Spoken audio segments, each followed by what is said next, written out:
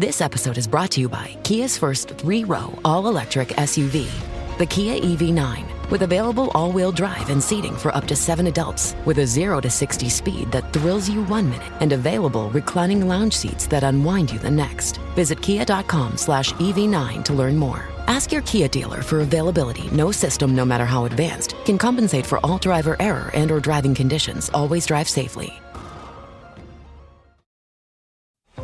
Listen to the 48 Hours podcast for shocking murder cases and compelling real-life dramas from one of television's most watched true crime shows.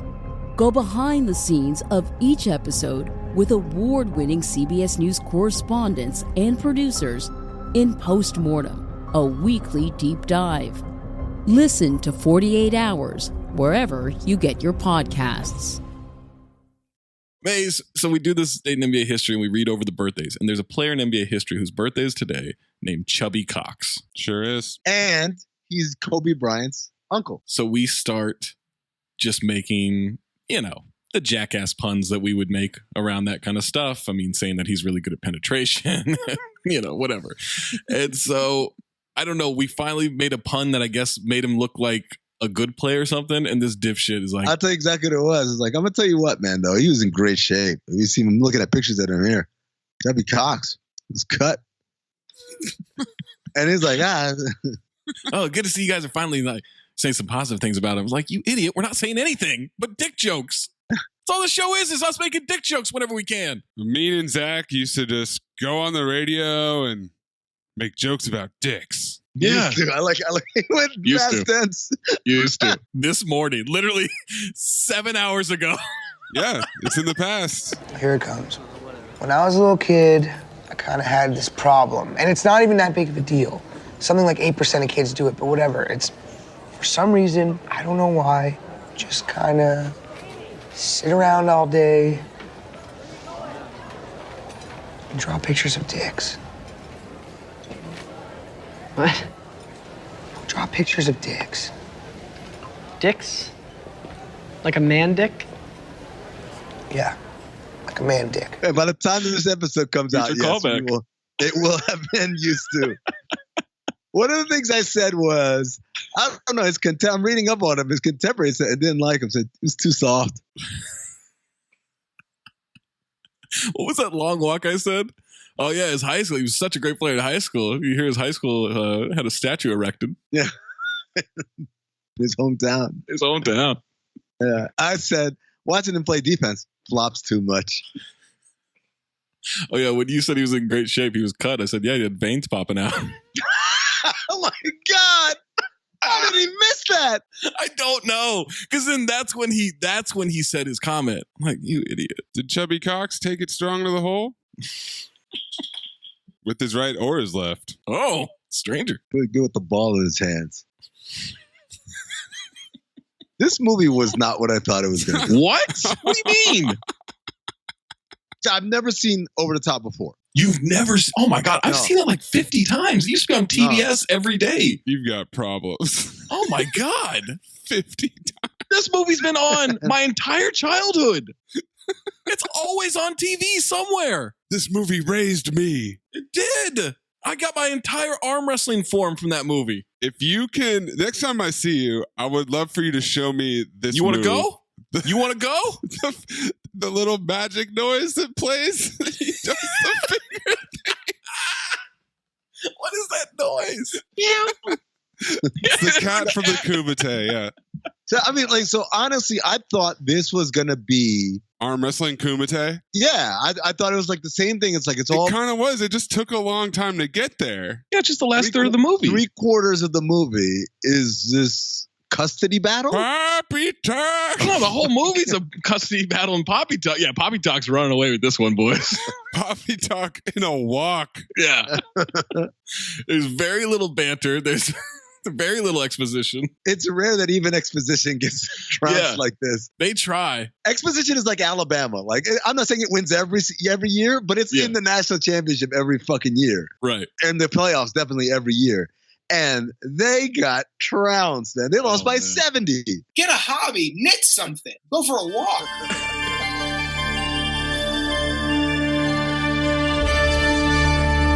Previously on Cinephobe. How am I supposed to go back to the me before all of this pain? Excuse me? We're new in town and we've never had sex before. Would you give us a hand? I would have rather seen his cock. Out of way, Bobby! This episode in this movie exists. You bet your sweet ass I saw a lawnmower man. Oh, Teddy. I'll call some guys from my neck of the woods. We're not talking, Brooke, about a couple of queens who know a few grapples. We're talking about Polacks that don't have a goddamn future. You have a stupid heart and a stupid brain. Regular Einstein. You think I'm a coward? You're wrong. I'm not a coward. You're the coward. I'm not a coward. I love cocaine. I do it all the time. I'm sorry, you guys. I don't mean fag like homosexual. I mean fag like retard. I got nukes shooting out of my dick right now. I've got so many nukes. Dick Nukem. I mean, look at this buffet of ass. Mouth to dildo, dildo to ass to ass. Hi, Brant. Anal bees. I'm the goddamn talent, Mayes. Look, Gene, I've never told anyone this before. My head! But I can suck my own dick. And I do it a lot. 1038. This movie is shit. You don't know shit. Holy shit, bro. I had the same note, too. And I swear to God, both of you guys are the biggest fucking liars in the world. Howdy. You should have saved this for the train. All right, au revoir, Lubin. Lisa, solide. Oh, I mean, why don't you just be like a regular person and dream about regular threesomes? Like clones. Give me some soul kisses, baby. Hey, beautiful. What? Oh, Dang. oh, my nose. I can't indulge this comparison to a person that Amin may or may not know in a movie that has nothing to do with this podcast. That's some 20th century shit, bitch. We will tangle ass, Say hi to your mother for me. and you will lose. What's the end game? Okay, now everyone's dead. What is fucking Spence from Ballers? Who cares what the end game is? I am proud. McCavity!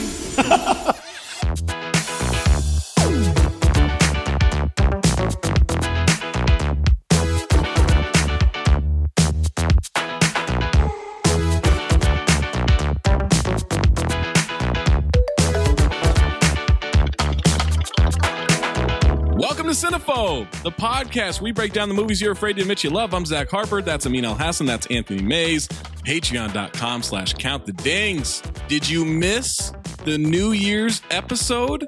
It's 200 cigarettes. You don't want to miss it. I wish I missed it. I wish the movie, I should say. Well, spoiler Not the episode, but the movie. Not everyone filed it. They give it away? But if you missed that, we're going to have some awards this month. We're going to go back through 2021 and review all of the submissions from the Discord for a bunch of different categories. They've been working hard. Like an award show. Filling out this spreadsheet. They've got their own spreadsheet now that Amin can ruin by putting filters on. Or that Zach can just change data on. I got locked out. No, I'm talking about the other spreadsheet. Oh, that's true. Zach just goes in and puts his own lines in every award category. Make sure you're checking that out. We're going to have a day episode for you in February. We're going to have Cinephobe coming up. Why are you giving Because I'm selling the fucking Patreon, Amin. Supercharge it. Yo. Supercharge it. Yeah, please. Yeah. What? You sell the Patreon with whatever the current thing is. Let them know. You want this thing long term. Patreons get access to the playback that we're going to do next month. Yep. There you go. Playback. We haven't decided at all. By the way, I started listening to the, why was I going to say Chuck and Larry? Not Chuck and Larry. Jingle All the Way 2. Chuck and Larry the Cable Guy. I was listening to the playback without watching the movie. You're going to want to watch that movie. Oh, yeah, you have to because it's impossible. It's not very good without it. No, it's not even not good. It's like it's just a lot of dead air. You wouldn't understand. Yeah, you wouldn't understand what was happening. Yeah. It is other than impossible. picturing Larry the Cable Guy's arm meat. You can picture that on your own. That's about it. If you have a review it.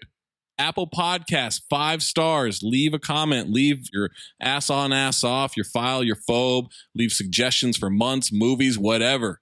Just make it 5 stars. Spotify, make it 5 stars. Throw it. They got ratings in there now. Where are we? 262. I've got 271. 30 in the last week. Need 5,000 Spotify ratings. Need 5,000 Apple Podcast reviews by the end of this year, or it's done. You're on the clock. It's January, baby. And Spotify, I mean, had a great point. Spotify, you don't even have to have the service. Download the app, find Cinephobe, leave a 5 star, get out of there. Otherwise, podcast's going away. I don't know what to tell you. Spotify does do the individual episode art, and Apple Podcast does not. So that's a cool thing as well. I do like that, yeah. I'm just so used to listening to podcasts on Apple Podcast app. I'm a creature of habit, guys. Also a creature of habit, Sylvester Stallone. Well, hold on a second. If you have a submission, submit it.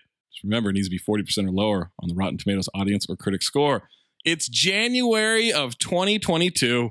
A new month, a new year, and a new theme, and we're kicking off the month of January with the highly anticipated Sly Stallone month on Cinephobe. Woo-wee. I took the first pick of the month, first pick of the new year. It's time to get a grip, boys. Pick up the mug, get up. Turn your hats around.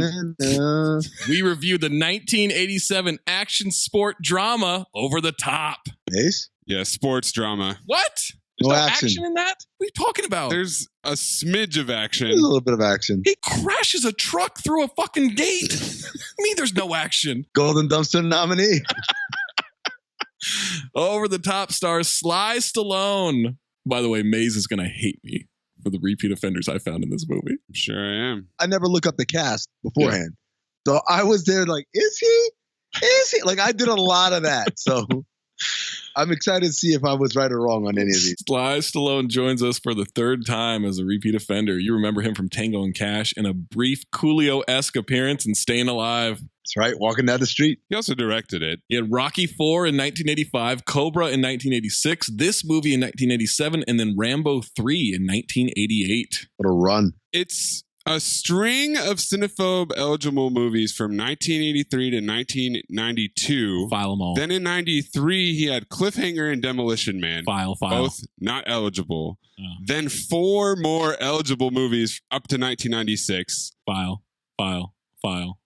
Essentially 13 years of Cinephobe. A decade. What a gift. How have we not done Sly Stallone yet? Sly Stallone year. We've been sleeping. Well, we talked about that in the intro to the final episode of 2021, which was the 4 Christmases. Unlock. Check that out. Especially if you're not a Patreon, that's an example of the shit that's been on the Patreon for a year pretty much. But we talked about that because Zach says there's not a Stallone movie that he would phobe. Yeah. As I was listening to that intro this morning, I was thinking to myself, we really should do this. We should say, fuck themes. I'm down. 2021, Stallone until Zach breaks. Find a movie I'll phobe.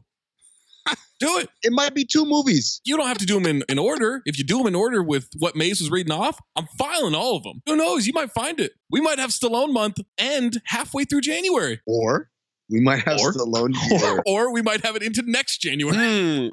Will Zach admit that he's lying and wrong about something? I will be honest about it. I'm an honest podcaster. The honest podcaster. Yo, Mayes asked, will Zach be honest? And Zach said, no. No. He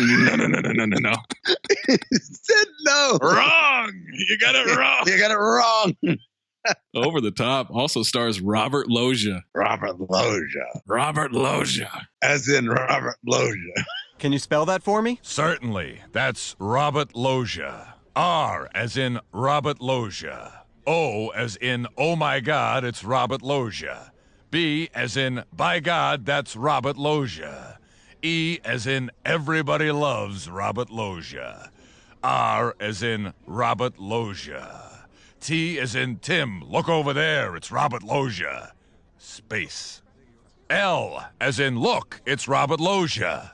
You know him from Scarface, Big, Necessary Roughness, Independence Day. All my notes was calling Robert Loggia Frank Lopez. Oh, yeah. Who is Robert Loggia to you? To me, he's the guy in this movie. Really? Frank Lopez is a close second, but I've seen this movie way more than I've seen Scarface. What about you, Mayes? Robert Loggia. When you think of Robert Loggia, what's the seminal role that comes to mind? Probably Independence Day, where I saw him first. Oh, okay. But I really do love him in The Sopranos. Who was he in The Sopranos? One of the guys that gets released from prison. He comes in pretty hot. Oh, wow. It's funny because I thought about it while I was watching this movie. Was Robert Loggia a movie star or was he a character actor? I think he's a character actor. I always looked at him as a character actor, but I'm like, yo, this dude gets some prominent roles. For sure. Oh, no. Sorry, I got it wrong. He's the boss from Big. That's what he is to me. That's what I saw first. Yeah. Dancing on the piano with Tom Hanks. Yeah, I don't think there's a wrong answer there between those 3. Okay. We get Susan Blakely. She was in a lot of TV movies. She wasn't in this movie. She was in TV movies called And the Sea Will Tell, Murder Times 7, Co-ed Call Girl. Hey now. And Dad's a Dog. That's a dog. That's a dog, man. Dog, man. Yo, I want to brace you guys. There is going to be a comment that I'm going to make in this movie that absolutely should be supercharge worthy, but I'm going to tell you, do not supercharge it. What? It wasn't on purpose. Why are we playing with fire? Why are we playing with fire? Well, I don't know, Chubby Cox. You tell me. Rick Zumwalt, who is your quintessential white bruiser biker in the TV and movies of the 80s and 90s. You know him from Batman Returns, an episode of Full House, an episode of Perfect Strangers, and an episode of Night Court. And The Presidio. And got a fun piece of trivia about Rick Zumwalt. David Mendenhall plays the shitty kid. Is he related to Richard? He was in General Hospital. What do you think? Maybe. Transformers and the Berenstain Bears. He's a voice actor. Repeat offender, Terry Funk from Roadhouse. I wish I knew how to quit you. Yep. He's Frank Lopez's security guy. And in Roadhouse, he's the first guy that gets fired, right? He's the head bouncer that gets fired. Yeah. But good. Okay, so I wasn't just like fucking winging it. Cool. Alan Graff, who has a resume. The gate security guard with the mustache, fat guy. Yes. Very recognizable face. Brewster's Millions, RoboCop, Total Recall, Another 48 Hours, Necessary Roughness, Universal Soldier, Nowhere to Run, Boogie Nights, Any Given Sunday, The Replacements, Beer Fest, and Bad Trip. Damn, how about that? He's How about also the longevity? He's a repeat offender, because he did stunts in Action Jackson, Roadhouse, Tango and Cash, and Blank Man, which ties him with Arnold, Whoopi, and the downtown LA Bridge. I wish I knew how to quit you. That's esteemed company right there. Repeat offender, Tony Munafo from Staying Alive. I wish I knew how to quit you. He's also been in Rocky 2, Rambo First Blood, Part 2. Tony Munafo should have been a character in Staying Alive. Rocky 5, Oscar, The Specialist, and Daylight. Basically, I think he's just friends with Sly Stallone. Who's He's Tony also a Munafo producer in this movie? Tony Munafo is Tony in this movie. Does that clear it up for you, Amin? He's like Larry the Cable Guy. All right, we get Sam Scarber, repeat offender from Eraser. He was Bosco in this movie. Repeat offender Ross St. Philip from Staying Alive. Repeat offender Dale Benson, who was a location manager on Staying Alive. Fuck you. That's not a repeat offender. Repeat offender Charles M. Milborn, who was a sound mixer on Tango and Cash. These people are in this movie, though, right? They're in this movie. As actors. But they did other jobs for other movies. No, I just want to make sure you weren't like repeat offending the sound mixer from both of these movies. I don't think they double dipped, but I don't know. Honest researcher. These better all go on the fucking list. Repeat offender Ronnie Rondell Jr. from being a stunt coordinator on Batman and Robin, Last Action Hero, and Tango and Cash. I wish I knew how to quit you. Last one I got for you, okay? Norman Howell is in this movie. He did stunts for A Million Ways to Die in the West, Daredevil, 3,000 Miles to Graceland, Gone in 60 Seconds, Wild Wild West, Batman and Robin, Eraser, Last Action Hero, Hook, Roadhouse, Action Jackson, which, yes, if you're counting at home, puts him one ahead of Nicolas Cage as the all-time cinephobe repeat offender leader. Norman Howell. If Coolio gets in 3 times, Norman Howell belongs 12 times. Okay? I'm fucking serious. Take it easy, champ. Why don't you stop talking for a while? Over the Top was directed by Menahem Golan. Menahem Golan. I read it as Menachem Golan. Directed Delta Force, not Delta Farce, Death Game, and Marriage Agreement. And Enter the Ninja. Okay, so you guys know that like Delta Force was the biggest piece of Israeli propaganda ever, right? More than Wonder Woman 1984? Way more. Okay. Way more. I don't remember Delta Force, so how so? The Arab stereotypes were cartoonish. Oh, okay. And everyone in the movie, all the actors, even the actors playing a terrorist, were all Israeli actors. Got it. Future Cinephobe Terrorism Month. Ooh. Also known as Mayes Picks Every Movie Month. It's kind of like keep picking Sly Stallone movies till Zach phobes it year. I'll do it honestly. I swear I'm going to do it honestly. If I don't like it, I will phobe it. Golan produced over 220 films, including the 1990 Captain America movie and American Ninja 2. Yes. But not American Ninja. No. But produced Bloodsport, so he's a repeat offender. I wish I knew how to quit you. 4 writing credits for this one. Gary Conway, story. He wrote American Ninja 2 and 3. David Engelbach, story credit. Death Wish 2 and an episode of MacGyver. Something called America 3000. To Graceland. Sterling Silliphant, did screenplay. Hell of a name. Wrote Shaft in Africa, Towering Inferno, In the Heat of the Night, and Mussolini, The Untold Story. Oh, I wrote that one down too. Also Poseidon Adventure. Sterling Silliphant goes back to the old, I know I've done this on this pod before, but there was a Monty Python sketch where there's a guy who's like, I hate my name, Irving Snot Pockets. It's a terrible name. I need to change it. Everywhere I go, people make fun of me. Irving Snot Pockets. I'm going to change my name. And so the guy behind the window at the city hall says, okay, what do you want to change it to? And he says, Sydney Snot Pockets. That's a Sterling Silliphant. Just sounds like, yeah, this dude's been bullied his whole life, and like finally changes his name, and I want it to be Sydney Silliphant. Also, Sly Stallone screenplay. Rocky movies, Rambo movies, Cliffhanger, Driven, amongst others. Synopsis for Over the Top. Tough trucker Lincoln Hawk is determined to win back his son and triumph at the World Arm Wrestling Championships. Tagline: some fight for money, some fight for glory. He's fighting for his son's love. And money. And a truck.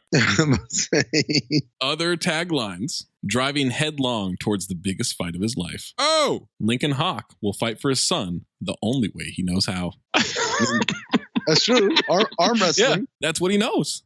He knows trucking and he knows arm wrestling and deserting families, but he's going against that one this time. And then last one: Rocky, Rambo, Cobra, and now Hawk in the biggest fight of his life. They wish. No, that can't be a tagline. It is. That's on a poster somewhere. I guarantee it. That's not your movies. You can't just be using other people's movies. Why not? Just because a guy starred in them. Because you sell Sly Stallone. Yeah. That's the whole thing. Hey, remember these other characters you love? No, you can sell Sly Stallone. You can't sell goddamn the movie. They're his characters. No, they're not his characters other than Rocky. Rocky is his character. He wrote Rambo. Okay, Rambo's his character. He wrote Cobra. Okay, Cobra's his character. He wrote them all. Did he? For real? Yes. Or are you just saying that for the I'm joke? serious. He wrote them all. Stand corrected. I stand correctly. Or click. $25 million estimated budget. Gross 16 US and worldwide. Flop City. But wow, the syndication on TBS alone had to have made up for it. That's pretty amazing, man. Although, now watching it, I realize why I didn't do well overseas. Before we jump into this movie and you listen to the rest of this podcast, Over the Top is available on YouTube or Pluto TV. 2 free options. Love Pluto TV. You know why? Because I turned it on, and as I was searching for Over the Top, you know how it just automatically starts playing whatever it wants to play? It's stereotype. What did it play for you, Zach? Oh, fuck, I don't remember. Mayes, what did it play for you? I watched it on YouTube, which is where I got the amazing advertisement for the new college football movie where the Heisman Trophy winner is named LaMarcus James. It played Shaft 2000 for me. That's racist, man. That's fucking racist. Is that Jeffrey Wright as Joe Peoples?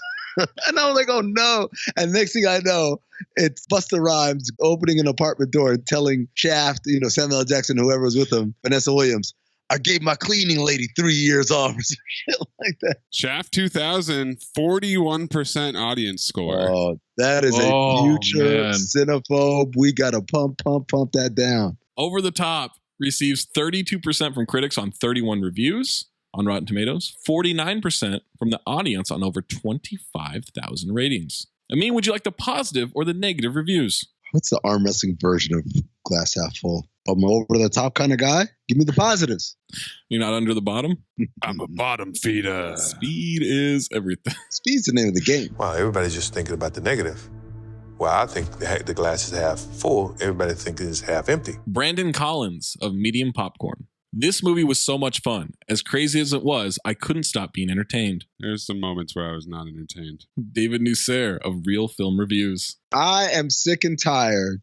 All these reviewers with the old Sayers. What? I want the new Sayer. Oh, okay. A fairly absurd premise that's employed to surprisingly watchable and entertaining effect. Okay, so here's the weird thing. Going in, I thought it was going to be a movie with a fairly absurd premise. Ironically enough, the movie actually has a less absurd premise than I believed, and that made it way less entertaining. Lee McCoy of Drum Dums. Drum dum dum. Drum dum dee dum dum dum drum dum dum. Come on the drum dum, Gary.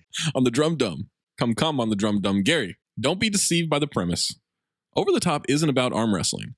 It's about a father reconnecting with his son and teaching him what it means to fail and how to do it with dignity. And arm wrestling. It's beautiful, actually.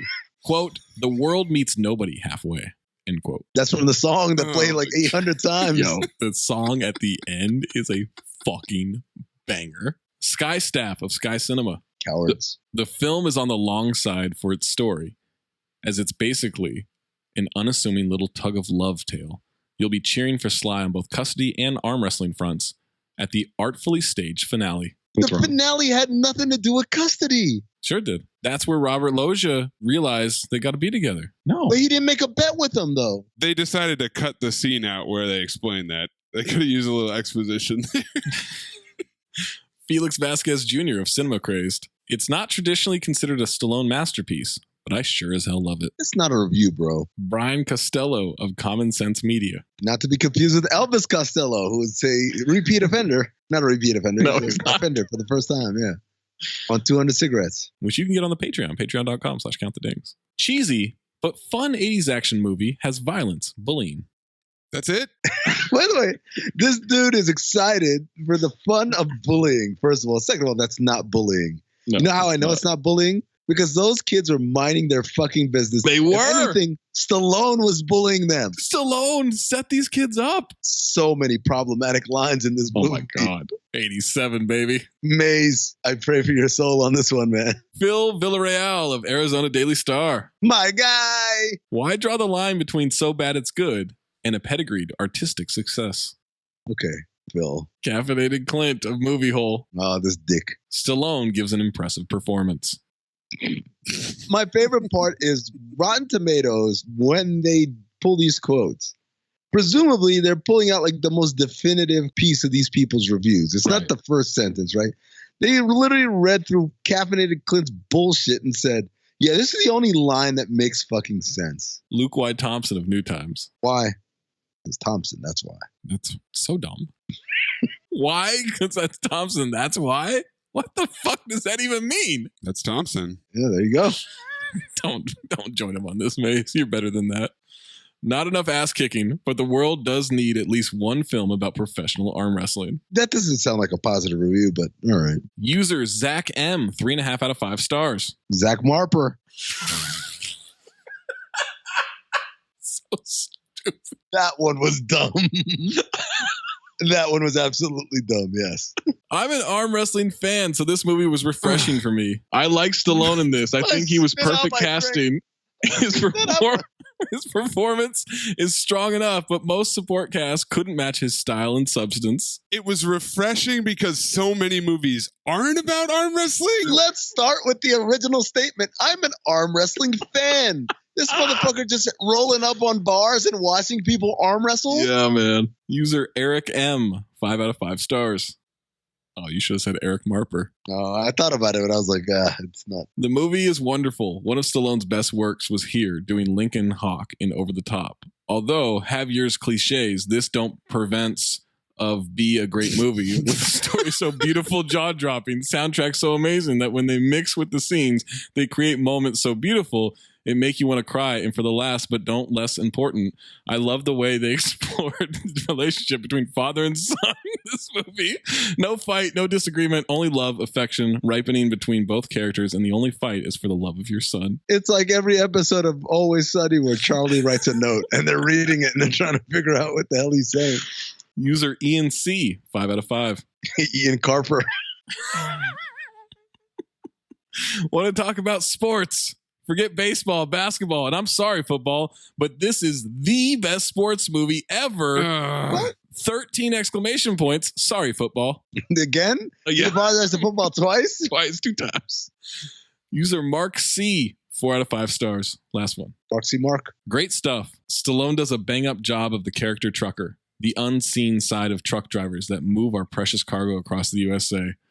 Love the old tractor rig he drives. Could not make out the model, but a classy all-metal old ride compared to the fiberglass and plastic stuff out there now. Okay, so this is the same guy who, upon learning of the death of John Madden, decided to write about how John Madden glorified CTE, basically. All the shit in the NFL is his fault, is Madden's fault for putting his name on a video game. Goodness. If you're a trucker For an arm wrestling fan, this is the movie for you. I would go as far as to say truckers don't like this movie. Really? Yeah. Because you spoke to so many of them and asked about it. Negative reviews. Stop being a pessimist. This tank is not half full. It's half empty. Tony Mastriani of Akron Beacon Journal. Not quite Tony Medley. Akron Beacon Journal.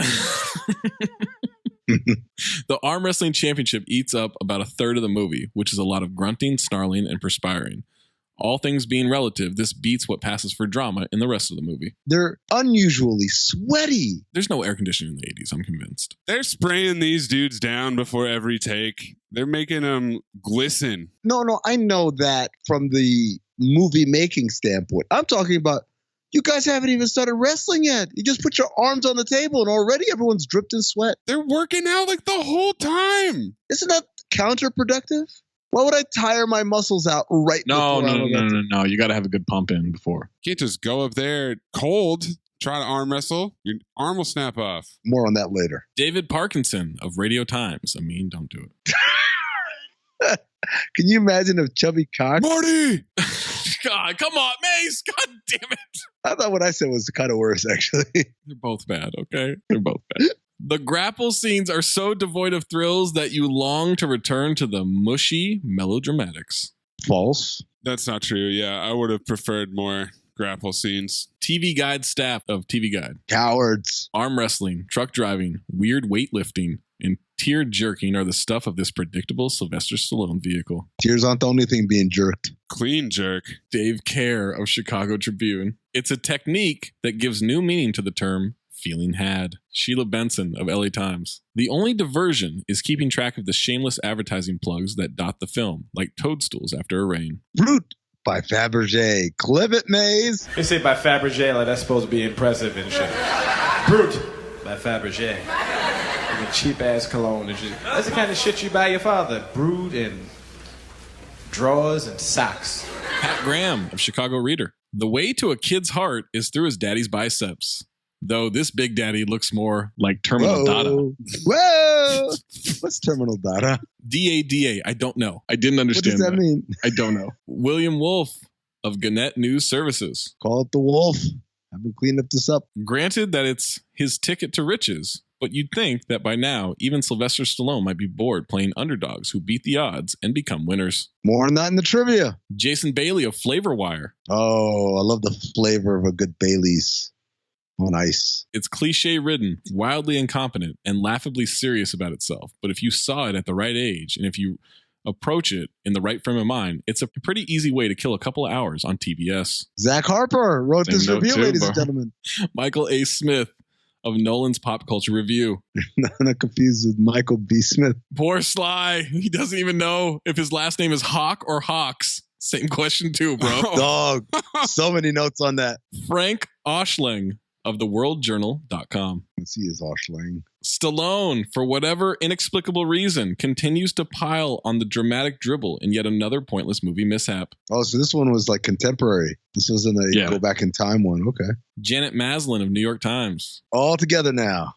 Maslin's hierarchy of needs. Yeah. The film seems to advocate reason as a good first approach to any problem and all-out destruction as the next best thing. Paul Anastasio of Washington Post. No, you got to say it with a little bit more flourish. Paul Anastasio of the Washington Post. All right, now you got to read the whole review in that accent. A movie about arm wrestling. What's next? Crab soccer? What? Crab soccer? I don't know. I'm kind of intrigued, honestly. Can we get a movie about crabs playing soccer? The last one. About a crab and his son. They only play soccer in the second third of the movie. User Hayden L. 1 out of 5 stars. Hayden. If we're being honest, this is a perfect title for this movie. Such an over-the-top premise of a truck driver fighting for custody for their one spoiled kid over arm wrestling. That's the thing, though. It's not that over the top. Or is it? It is in that they tried to combine two completely different stories that had nothing to do with one another. Tale as old as time. Song as old as rhyme. Listener, what's up? Zach Harper, coming to you live from Just Making My Picks on Prize Picks, the largest daily fantasy sports platform in North America.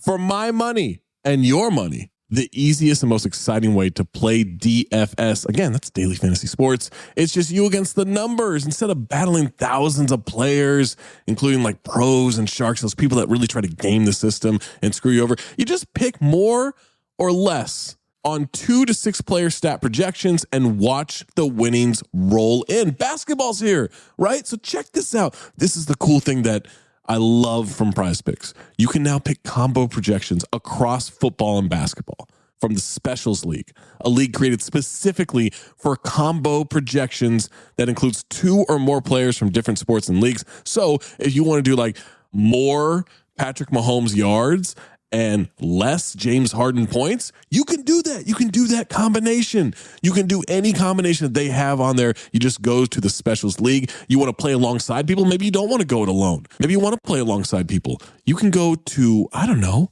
Meek Mill, Andrew Schultz.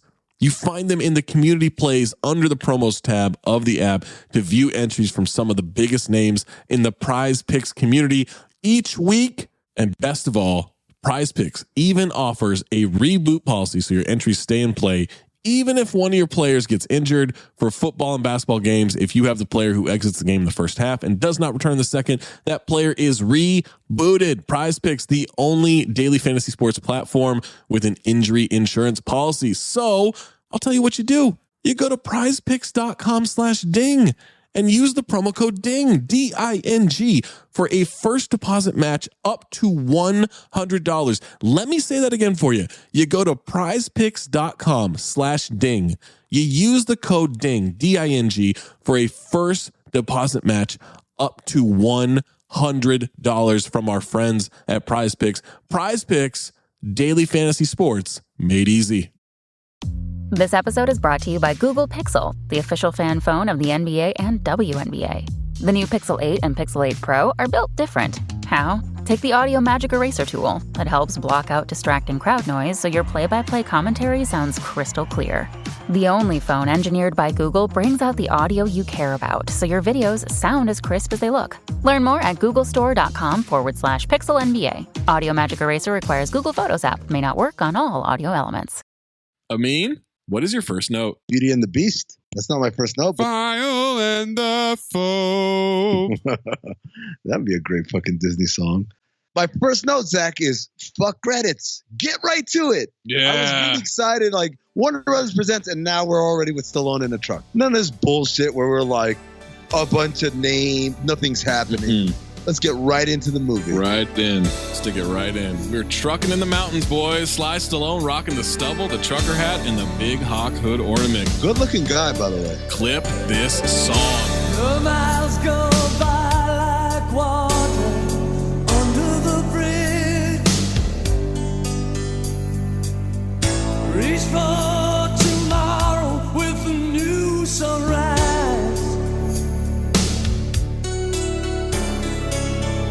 The road before us leading to what we need.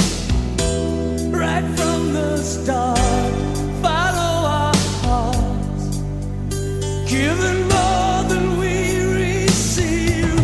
'Cause in this country, our hearts are open. We are free to try again. When we see what we'll again we believe. The truck flaps say suicide and passing side. See, you read it the wrong way, man. It's supposed to be passing side and the suicide. Well, they showed the suicide flap first. Yeah, they did kind of fuck that up. It's interesting that you mentioned he's a good-looking guy. I'm very disappointed that soon in, he shaves the stubble. He's got great stubble. Yeah. The stubble is a great look in that scene right there. Also, as we're seeing the credits, they had and so-and-so as Michael. And I said, they don't do that anymore. Other than Always Sunny as Frank Reynolds. That's one of the few places where I can remember contemporary, like modern day. I remember when it'd be like an introducing. They'll do that. So in introducing is still getting done. Because I'll see it in a lot of black movies. Black movies? Yeah, a lot of black movies. Shout out to February. I have some thoughts on that. What? I actually have some thoughts on that, I said. On February? Yeah. Okay. Well, it's too bad because we'll still be doing Sly Stallone movies until there are no more. Oh, no. Oh, my God. We've got cuts between some kind of military academy ceremony and Sly power washing his truck.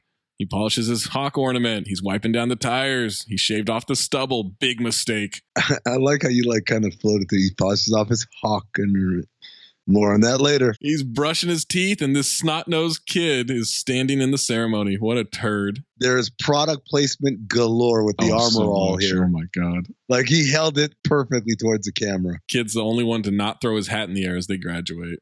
Nobody's there for him because he's a turd. No, I wrote this kid is going to grow up to be a corrupt cop. Sly shows up to the military academy. People are noticing him. Guy says, deliveries in the rear. No, I'm here to pick up Mike Cutler. Okay, go ahead, sir. There's weird ADR here. There's a lot of weird ADR in this movie. Does Sly have a denim shirt, a leather tie, and leather suspenders? Denim. Let me tell you something. The fits in this movie, man. It's not only is that how he's dressed, that won't be the last time he wears a denim shirt. Or suspenders. No word on the leather tie. Kid walks up to a limo, asks the driver, this is the Michael Cutler limo. Where's my grandfather? Arriving at the airport in an hour. Cutler gets called in to see the colonel. I hate this kid in his stupid fucking duffel bag. I hate him. As Stallone is walking up the steps, this is a military academy, like a black guy walking into a bar in Boston. Everybody's turning around and straight up staring and saying, what is he doing here? Why do they care? And then I, kind of gathered after a while, oh, so this is a military school for rich kids? Does that even exist? Isn't the whole point of military schools like either wayward youth or people who don't have shit for life? Because that's how they convince them to join the military and put their lives on the line? I could see there being a good one, though. It's a good question, yeah. It'd be like going to Annapolis, prestigious, you're on track to be an officer. Oh, okay, I suppose. Also, the officer who calls the kid back in, telling him the colonel wants to see him, he's got a sword out for some reason. Did anyone notice he had a sword out? They have swords. Why would you just be walking around with a sword? What military is it for? We're really getting bogged down here. I know Marines have swords. The few, the proud. They do for the commercial. Hoorah. But they're not walking around with swords. I don't know. I don't agree. Part of the uniform. Sly's in the colonel's office. Here to drive his kid home. Kid says he doesn't have a father. Pappy Talk. His grandfather, Grandpappy Talk, has instructed him to go home with nobody other than Grandpa or the mom. And that's when we get some Colonel exposition. Your mother has legal custody over you, not your grandfather. It is her request that your father bring you home. Asks for identification, and Sly provides him with a photo from the marriage. Is that identification? Shout out to Lamar Odom. That's all I can think of. Quintel Woods, maybe? No, this is the Lamar Odom story. So Lamar Odom, when he played for the Clippers, they were going to go play against the Grizzlies or some other team in Canada. And you know how it goes when you fly to Canada, they don't actually check your passports until you get there, right? The guy says, where's your passport? Nowadays, NBA teams, they just own all the players' passports. They keep them so no guy ever says he forgot his passport. He doesn't know where his passport is, right? But back then, it was kind of haphazard. And so they get to Canada, and Lamar's like, I don't have a passport. So then the guy at the Border Patrol is like, well, let me see your ID, your driver's license. And Lamar's like, I don't have a driver's license. He's from New York. He doesn't know how to drive. The passport control guy's like, just give me something with your picture on it, your name and your picture on it. And Lamar Odom pulls out a Slam magazine where he's on the cover, and they allowed him into the country. I mean, yeah, that's one you should be allowed in on. But yeah, Sly, wedding photo. Here you go. It was a big-ass photo, too. Huge. That wasn't wallet size. Long before Photoshop. 20th century, bitch. They're walking out together, riding in the truck. Why? Mom thought it'd be a good idea to help them get to know each other. How long will it take? He's got one more pickup. 2 to 3 days, they'll be in California. Mom's going into surgery Wednesday morning. Kid asks, do you really think you can make up 10 years in 2 to 3 days? And Sly just says, no. And I said, ass on for the kid. And that's it for that transaction. He won't let Sly help him into the truck. He had a clip-on tie, which he detaches. Picks the kid all over the inside of that truck. Kid calls it disgusting. It's just old. I just wanted to take the belt off of my pants and just whip the shit out of that kid. Why? He's so polite. Sly starts talking. The kid says, sir, there's no need to make any conversation. So much for small talk. Sly's pretty meek here. We're off on the road. Meek. You know what they say about the meek? They'll inherit. No, they'll mill. Meek mill. Kid's looking at all the pics. Wants to know how he got the pics. Mom sent them. You just said you don't want any small talk or conversation. Now you're asking me all these fucking questions, kid? Fuck you. I was so upset that Sly just continued to like entertain. Hang out with his son? It's the whole point of the movie. Yeah, the whole point is so he can connect with his son. Get custody. I did not know that was the point of the movie, Maze, at that point. He's been writing to her for a long time, asked for pics to see how he was growing up. And the kid whines, "If you two have been writing for a while, sir, how come I never get a single birthday card or letter or anything?" What are you saying, Mike? Saying, "I never heard from you." Sly said he wrote him over 100 times, birthdays, all the time. Okay, 100 times in 10 years? That's not that much. 10 times, that's less than once a month. And by the way, future callback, when he goes through the letters that he found. Two. Exactly. That's it. Hundreds of times. Sly line his ass off. We'll wait to that scene to pause it. What do you think were in all the other letters? He must have sent them to the wrong address because I never got anything. He wants Sly to pull over. He's feeling sick. Kid starts trying to make a break for it. He just runs across traffic. Military school, not teaching him about how traffic works. Sly tackles him. Kid gets away with the sleeve ripped off.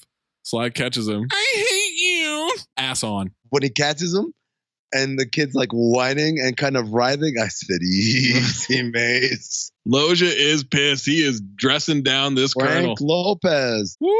Loja says the daughter's in no position to make that decision. Calls Sly a worthless bastard. Can't tolerate this kind of stupidity. Ass off, Loja. Ass off. The blonde assistant, though, next to Loja, either full of tension for the colonel with the faces he's making or acting his ass both on and off in this scene at the same time. He was unbelievable. I don't know, man. He's like doing duck lips at the colonel. Blue stealing him, man. He's like, I don't. Furtive glances, I believe, is what the term is. Furtive glances, Zach. Bedroom eyes. Sly touches the kid's shoulder and he moves out of the way like Maze is after him. Sly apologizes for the jacket rip. "No problem. You'll get the bill." Fucking nerd. I hate that kid so much. Sly says there's a great steak place up ahead, and the kid says, "Sir, you're going to be a victim of cholesterol poisoning." That one steak? Later in life, you'll just start to rot away. You're full of good humor, aren't you? Aren't you, Mike? Let's try it anyway. That's some 20 CB shit, by the way. You just had to know spots on the highway back then. No, no Google. You just had to fucking know. Word of mouth. I mean, he is a trucker, and it is a truck stop. No, but I'm just saying, you just had to know, like, oh, we're on this road coming up soon. Steak place. Zach, do you think that truckers today rely on apps to find out? It's probably how new of a trucker are you? I feel like being a trucker, you just end up knowing. If you're a trucker in your 40s, 50s, 60s, yeah, you just know this shit. 20s, 30s, you're probably relying somewhat on apps. You got them on Yelp, like looking up $2 signs, at least 4 stars. Yeah, for a 20-year-old trucker, absolutely. You don't? If we got any listeners who are 20 or 30-year-old truckers, please. 855 NBA jump. There you go. People at this diner happy to see Lincoln Hawk. Before we get into the diner, let's shout out Brute by Fabergé. It smells like a man, which has got to be the worst goddamn slogan in the history of advertising. Horrible. Men smell awful. For real, I don't want to smell like a man. Waitress taking their order. Steak for Sly, chicken for the kid. Then he starts lecturing him about nutrition. Fried chicken with potatoes and gravy, it's 1,000 calories and 50% fat. Get heart disease and cancer. He wants a tuna salad, whole wheat toast, spring water with lemon. Oh, I want to slap the shit. Sly says double that. Have we already had the point where he asked the kid, "Wait, what do you think of the place?" And the kid says something about zoos and shit. And I said, "This problematic fucking child." Yeah, I knew he was going to grow up to be a bad cop. He orders that tuna and shit, and Sly gets so embarrassed. Oh, he's so embarrassed. He can't, yeah. Like, yo, fuck, my child is a pussy. Jacked bleach blonde mullet guy comes up to him. Oh, my God. You Hawk? I said, are you Hawk? What can I do for you? I'm the Smasher. It's a nice name. Now, all I've been hearing on the road lately is this Hawk is a man to beat. I can't believe everything you hear. I don't believe anything. I got 1,000 that says I could tear your arm off. You want it? Yeah. Go on. He's trying to back out. I said, you want it? Holy cannoli, Smasher's got so much ass on, you can see it from the front. Not great delivering his lines, by the way. He rushes through a lot of those. There are great background voices supporting Smasher here. Tell him, Smasher. Gotta go to work. This is where The Rock stole this from, by the way, in Furious 7. Time to go to work. Disembodied voice, Golden Dumpster nominee. Throughout this whole movie. Arm wrestling table. Everybody holding up money. Smasher's friend slaps him in the face to pump him up. See you in Vegas sign in the back. As Stallone walks up, the guy behind him looks like a fat, out-of-shape Murr from Impractical Jokers. Cue it up. Trust me. Hawk turns the hat around. Bull is there. Ask the kid what he's doing with Hawk. He's my father. Too bad. Easy, Maze. What? So is Bull a trucker too? Oh, yeah. Bull's a trucker. Because he's not in the trucker division. Future callback. No, Sly was in the independent trucker division. So he's a dependent trucker? Yeah, he's an honest trucker? What is it? An honest trucker. I don't think he's an honest trucker the way he put his hand on Michael's hand. Kid goes to watch. Escapes the adult, leering over him. They grip their hands. Smasher's winning. Says, you don't got it. Okay. Sly adjusts his grip on the thumb. Starts coming back. Someone yells, over the top. Over the top. He said it. He said it. He brings his fingers off and then brings them over his thumb. He wraps it over the other guy's thumb. Yeah. In a wave of fingers. And that's going over the top? No. Over the top is when you come over and slam the guy's hand down. Pinning him. Speaking of coming on somebody's hand, there's so much tension in this scene. There's so much tension in this scene. Yeah, literal tension between their arms and their veins and their neck.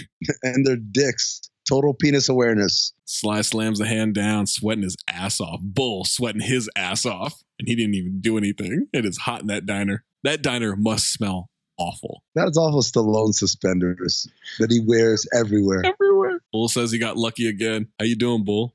Better than you. Banter? Right where this banter's happening. Bull walks away. Stallone and his kid, a little bit of back and forth here. And there's a dude right behind them who's eavesdropping on the conversation. And he looks down and he checks the kid's ass and smiles. God damn it. What? Easy, man. The guy in the back with the hat. Oh, no. The level of attention that Amin is paying to this movie is going to drop off precipitously, I have a feeling. No, trust me. I was locked in the whole time, believe it or not. Are you strapped in? Right now, double or nothing. Wait for Vegas. You ain't got a prayer in Vegas. We'll see. Sly's so meek, might as well be Jody Meeks. Too bad your old man's yellow, kid. Meek Mill. Kid calls Hawk a hustler. Wants to call mommy. There you go. And watch on the guy phone, in mom says be patient. She looks like shit, by the way. Dude, so I wrote, because obviously trying to get there before she has her surgery on Wednesday, right? Yeah. Honest to God, I wasn't making a joke note. I said, damn, she does look like she has cancer. Future callback. Important to her that the kid tries. More to life than what he's seen. He had his reasons for leaving. Exposition phone call. They're driving down the road. Kid turns the radio completely off. He just wants silence for 2 to 3 days. Oh, he's such a dick, man. Don't ever touch a black man radio. I will snap and pop your ass in the mouth. I think we're wearing out this knob here. Baby. I hate this kid always asking if he can ask a question. Ask him if he's still dealing drugs. Grandfather gave me the facts. Oh my God. And what he calls a narc. him grandfather all the time. Oh, what God. a narc. It's always grandfather and mother, not mommy, and sir and ma'am. Sly says he never did that. Mistake he made was leaving. He admits it. He asks about the arm wrestling. Kid calls it experience. Loja shows up to the hospital. He's not angry, but he's disappointed. The mom looks like Kyle Singler. Oh my God. Tell me I'm wrong. Tell me I'm wrong. Take a look. He's laughing, ladies and gentlemen. She does look just like Kyle Singler. You just said it looks like she has cancer. She looks like a Kyle Singler head. Oh, wow. No, but he didn't say that. He just said just looks like Kyle Singler. She does in this scene. She wants him to know his father. Loja says Sly is no good. Bring him back is all wrong. I have been his father for 12 years. I've been his father for 12 years. Wrong. You got it wrong. Loja, lock it in. Oh, Zach, believe it or not, there's a lot of competition. There's no way. There's a lot. Loja runs away with this.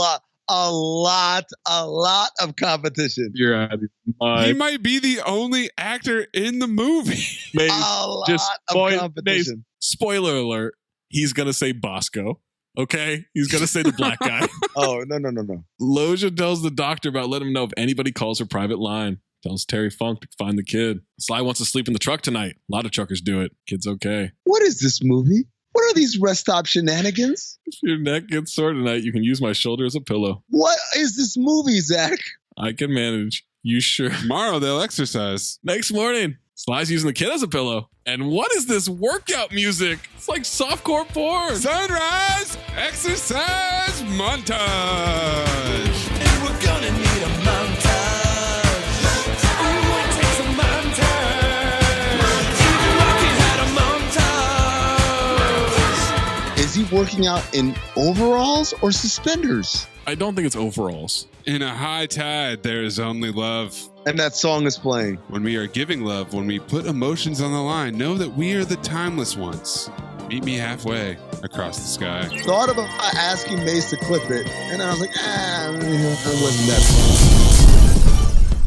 fun. San Diego, Superchargers, San Diego, Chargers, San Diego, Superchargers, San Diego, Chargers, Chargers.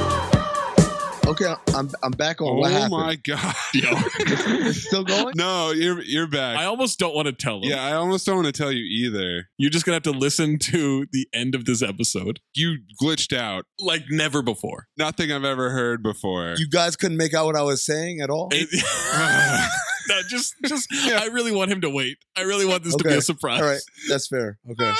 All right. What were you saying, Amin? I thought it was, like May said, the dawn workout montage. But then it turns into, no, this is just the montage of how they get across the country, apparently. Yeah, they're just driving and talking, but we never hear what's being said. Right. We just see the kid laughing a little. Oh, clearly the relationship is thawing or whatever. Make this a new beginning of another life. As they drive through Monument Valley. Repeat offender? Yeah, absolutely. 6 Underground, Wild Wild West, Million Ways to Die in the West? Yes, that counts. Oh, that counts. Zach was like, Vegas is a repeat offender. Like, no, you can't. Oh, Vegas repeat offender in this movie. Future callback. No.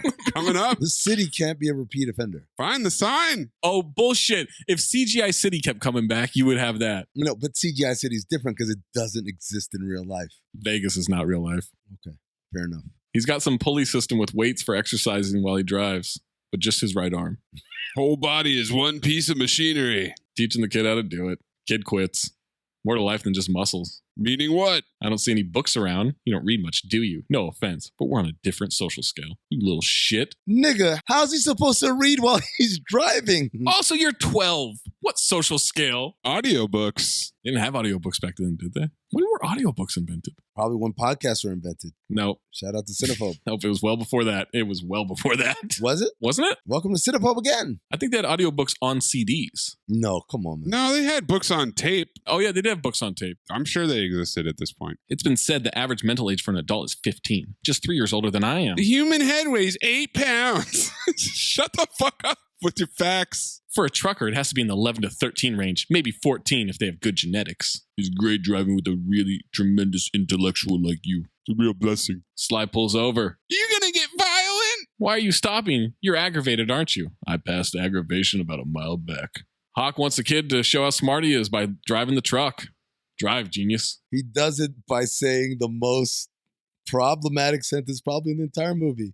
Why don't you just come over into my seat and move this machinery around? And I said, easy, Maze. Kid calls it an unfair test because he's never driven before, but then thinks he figures out the clutch and brags that he drove a dune buggy once. Do it in the playoffs, kid. This is also why your grandfather doesn't want you hanging out with your dad, as he makes you drive an 18-wheeler. Yeah, that's not safe. Hawk tells him to turn the key, push the silver button. Kid's an awful driver, stop and go in first gear. No. The kid's an awful driver, not because of that. Look, driving manual is pretty hard, especially with a truck. I think all three of us would probably mess that up. Speak for yourself. But the kid's an awful driver because as he's trying to drive the truck, he's hitting switches and all this shit. And Stallone is like, yeah, you got to turn the fucking ignition. Oh! Whoa! Jesus for charge. I didn't say that. Stallone said it. Here we go, Captain Dune Buggy. Blast off. Get a little sick bike. That's basically what he was saying by saying that. Always wanted to be a milkshake. Whoa. Banter. He's swerving like Brad Wesley. Shift to second gear. They're doing better. Sly says do it by himself. He lets go. I'm really doing it. This This is great. Wasn't so hard, was it? What? Smiling. This kid sucks. Don't say that in Mayes' presence. Loja, in his office, calls over the blonde assistant. And that's the whole scene. Just come over here. And Terry Funk's reading a newspaper. Mm-hmm. Sly and the kid finished lunch. Kid was hungry from driving the truck. There's some kids playing pinball next to him. This little military shit now wearing t-shirts and his dad's hat, by the way. So stupid. Makeover. Sly asks him if he's feeling strong. Yo. Kid says, yeah. Sly says to come with him. He approaches a white trash kid with a mullet. Whoa. Asks if anybody arm wrestles. Has a kid who beat any of them 2 out of 3 times. No, Zach, because the second most problematic line in this movie comes out. He doesn't ask if anyone arm wrestles. He says, excuse me, do any of you boys ever arm wrestle? And I was like, what the fuck? What's wrong with you? Mike says he's a practical joker. Sly says he'll put money on it. I said, no, he's an impractical joker. You didn't see Murr back there? The white trash kid says, kid, if I couldn't beat you, I'd kill myself. Unbelievable line. Ass on for this out of BC dress motherfucker. Because, ladies and gentlemen, he has like a sleeveless vest and no shirt on. No shirt. That's it. That's what he's wearing. And he's got the worst acne this side of goddamn DeMar DeRozan in his first couple of years in the league. Jesus. Kid says, this is getting too intense. 10-1 odds. Sly tells white trash Cletus he doesn't have a chance. Makes him take his little glove off. Says that's a performance enhancer. Yo, fingerless gloves used to be a thing. They arm wrestle on the pinball machine. Nothing like a good glass surface. We get some real kid trash talk. Mike gets called a wimp and he shudders to his dad like he was just told aliens are real. White Adebisi says, his skin feels like a girl's. And I said, 10 maybe he is a girl. That kiss ass. This is the same dude who was on the podcast with goddamn Carl Anthony Towns. I had the same note too, bro. Arm wrestling time after Sly whispers to him over the top. Ah! He whispered it. White trash takes him down, but not easily. Mike gets sad and runs away. Sly reminds them it's 2 out of 3 and he goes after Mike. White trash kid is flexing at him, and I wrote, this kid might get ass off. Flexing like Bolo, baby. Sly follows Mike to the parking lot. Mike says Sly tried to embarrass him, and he did it, okay? What a whiny little shit. Grandfather always said you were a loser. Now you're trying to make me one. I hate you for it. I hate you for it. He's crying, and I said, isn't this kid supposed to be in military school? Mm-hmm. Did they just read about the army? Sly says he didn't care about what Loja says. Cares about Mike. Beat himself. Let himself get beat.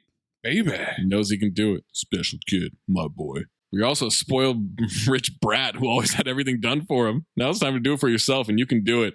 The world meets nobody halfway. You understand what that means? They want Mike. You gotta take it. I know you can win. And even if you don't, so what? As long as you lose like a winner, it doesn't matter. You cannot lose games in the NFL and still win. Do it with dignity. If you don't go in there, you'll be sorry. You'll regret it your whole life. Mike's in, tears streaming down his dumb little face. Now, this is what I want you guys to do. I didn't realize it in the first scene with White Adebisi, right? When we come back, next to him, to his immediate left, our right as we're facing him, is the mousiest 23-year-old looking kid ever. Who looks like a rat. He looks like a rat, but he's clearly so much older than everybody else in this scene, not named Stallone. Yes. And I said, what's up with this little mousy 23-year-old? I thought you said he was strong. My boy was just feeling generous. Now it's time to go to work. Mike walks up with his game face on, hat backwards, hands locked. This is going to hurt, wimp. What do you think of that? I think your breath stinks. Through the table this time. Smash him. Go time. White trash starts winning. He adjusts the grip. Sly keeps yelling, pump it, kid. Mayes, drop the weight. You just got a clip. Over the top. Stallone rooting for the kid. That's good, Mike. Come on, Mike. Come on. Hold him. Drop the weight. Over the top, Mike. Come on. Get tough, Mike. Pump it, kid. Pump it, kid. You got him, Mike. You got him. You got him. You got him. You got him. Come on, Mike. A little more. You got him. You got him. You got him. You got him. Mike puts the kid's arm down. The pinball surface is slanted. This isn't fair. It's a terrible arena. This is not regulation. White Adebisi is upset. I'm going to break your arm, punk. Mike smokes him in the third one, and Sly says, pay up. Money, please. Money, please. Money, please. Ben, give her some money. It's easier. The kid does the finger move. Yeah. Twice. twice. How did he? No, he saw him do it. Sly didn't mention that. How did he learn that? He watched him arm wrestle one time. He learned the whole technique. Also, he tells him, how you do it? Over the top. No. Good genetics. Genetics, please. Yeah, exactly. Genetics. Genetics, please. Good genetics. He had his eyes crossed and his ass on when he goes, how do you do that? 3 kids are fighting as they leave. Mike's on the phone with his mom. She's dying of cancer, and he wants to talk about arm wrestling. Not only that, he hands the phone to his dad. He said, she sounds so weak. I was like, why are you so excited? Jesus Christ, man. Fucking wins one arm wrestling competition or whatever and just goes nuts. Not even a competition, one arm wrestling match. Hey, Dad, bitch is weak right now. Kyle Singler, weak as fuck. Line about the size of this kid. He was 5'6". No, 5'9". This guy was a monster. Foreshadowing what this kid is going to do with girls for the rest of his life. The whole time that Sly is talking to the mom, I couldn't focus on him because the kid in the background, he's fixing his hair in a side mirror of a motorcycle. He's nodding to the mirror. He's flexing. Same note too, bro. Flexing in the mirror. He's turning around, showing his back to the mirror. And then 2 guys grab him. Same note too. It's a kidnapping. Boom. Marker drop. Kidnapping. That's kidnapping. With one more P it is. That's kidnapping. You know what I'm talking about? I'm talking about kidnapping. Think about it. Okay, first of all, we kidnap Rex. That's right. Yeah. We get money from Bert. Yeah, We the save ransom the money. business. What do you know about executing a kidnapping? What do you mean? You get zip ties. Oh, jeez. Sly goes after them as they get in the truck. 2 more guys keep Sly from getting to them. He beats the shit out of one of them. We got a truck chase. Pick up against a semi. There's no way this semi could keep up. Take the corners like this truck does. In traffic. Sly heads him off in a junkyard, and he crashes into a truck that has his child in it with no seatbelt. He doesn't notice that his kid got Kidnapped until his call is over. Yeah. Like they're grabbing him. The kid's like, Dad. And he's like, okay, bye. Okay, talk to you later. Bye. That's how I know beyond future callback when we see the mail that he sent over the years. That's how I know this dude was so obsessed with that woman's sweet vajayjay. Guys run out of the truck and away from the scene. Sly runs up. You're staying with me, you tell him that! You tell him! Tell him! Who are those guys? Better ask your grandfather. Lawyer shows up to Loja's office. They don't have a custody case. Researchers looked up cases for the last 100 years of Cinephobe. You think they had custody cases in the late 1800s? A lot of billable hours, Zach. Oh my God. Bottom line, no judge is going to award him custody unless Hawks can't support him. Hawks. Logia goes off. How the hell can he support him? The son of a bitch lost everything. He can't even support himself. Anyway, there's always a way to bend the law. Isn't it your job? Why don't you find the loophole? I want my boy. Loja's never had an ass in his life, by the way. Never once. Born assless. Just poop falling out. They're arm wrestling as he drives it to L.A. Over the top. Sly wants to put together money, start their own company, have a smart guy run it for him. Kid smiles like a fucking dork. Not such a bad idea, but what if you lose? You're not supposed to say that. Can I ask you a question without you getting mad? Jesus Christ, why did he leave? And he just says, I had some reasons. That's not an answer. Same note too, bro. Zero exposition. Made a mistake. We all make mistakes. What? This is real fucking vague, guys. Zero expositions. Too complicated. Quickly change the subject to the kid's going to be a great one, which works on him because the kid's stupid. They're at the medical center. Kid is dressed like a soldier. Sly's outfit is insane. What is this outfit? Pleated light brown pants, oddly striped dark brown shirt, white undershirt showing so much, suspenders. Is he an extra from Bugsy? What is this outfit? Got the chain too, going from his belt loop to his pocket, and the cuffs are rolled up. He looks like he's from like the 40s or something. Nurse asks who he is, her husband. Doctors have to talk to him on the case. Says, excuse me, when he asks what's wrong. Dr. Whitestash, MD, comes over. How do you know that he's a doctor? Is it the white hair or is it the white mustache? This man has 2 mustaches. Yes, he does. He has 2 mustaches on his 2 face. separate mustaches, one on the left, one on the right. That's true. But here's the thing. When he asks about his wife or his ex or whatever, he says she's having heart surgery. Oh. And I said, heart surgery? You mean that's not chemo that did her hair like that? Oh, no. Oh, she just had the Kyle singlet cut. Supercharge it. No, Supercharge it. no, Yeah. it's not supercharged. This is the Supercharge part where I said don't supercharge it. I legit thought she had cancer. This is the part where I said don't supercharge it. Supercharge the entire plot of the movie. I literally thought she had cancer, and her hair was short because she had the chemo and it grew back, but now they got to do surgery. Come to find out, it was heart surgery, and her hair is just like that because that's how she likes it. Turns out Amin needed exposition all along. I did. I really did. She died in the operating room this afternoon. Ass off for Stallone right here. Off? Off? On. Off. Off. No, on. Finding out his wife died? Fuck you guys. My note is Sly trying to be sad. And he chases the kid who runs out with his ass on. Okay, the kid runs with his ass on. Everyone's got an ass in this scene. Everyone except the woman walking into the emergency room as they're running out. She has zero cheeks. And then the kid runs off yelling, "Taxi! Taxi! Take me!" Take me to the Cutler estate, which is not directions. Not a thing. No, not the Cutler estate. Take me to my estate in Bel Air. He screamed that if Sly hadn't picked him up, he would have seen her instead of riding around the truck while she was dying. Never been around when anybody needed you. Sly does the fake hustle across a crosswalk. Can't catch him before he drives off. Funeral time. Cut to a gravestone. And Sly walks up to the casket in the middle of the sermon, drops flowers on it. And walks away. Walks up late to the service. Super late. Interrupts the service to drop his flowers while wearing a black denim shirt. A black denim shirt and blue denim jeans. And repeat offender, the leather clip-on tie from the first scene. This is him dressing for a funeral for the woman he loved. Oh my God. As the old guy in the background whispers, "That must be the guy." And I said, this guy learned how to whisper in a helicopter because he whispers, "That must be the guy. That must be him." He whispers like Homer Simpson. "I think he's talking to you." I think he's talking to you. We haven't seen fits like this since Roadhouse, man. 80s, baby. Terry Funk special. Yeah, if Terry Funk's in a movie, you're getting some fits off. We're bringing the funk. Truck parked by the pier. Sly's playing with a flashlight. Sad piano. Watching the sunset from the back of his truck. Hall of Fame pensive look looking out into the distance. That's just his look. Sly drives up to the compound. Security gate. Wants to talk to Loja. Is told he's not wanted there. Lincoln Hawks. I just want to ask the question, is it Hawk or Hawks? I don't know. Lincoln Hawk is his name.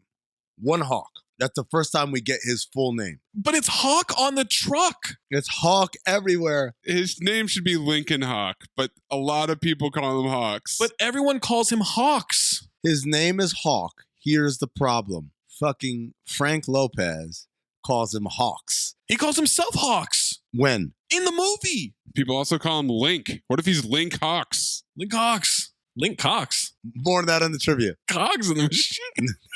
Security will call police if he doesn't move that thing out of there. Hey-o. And whoa!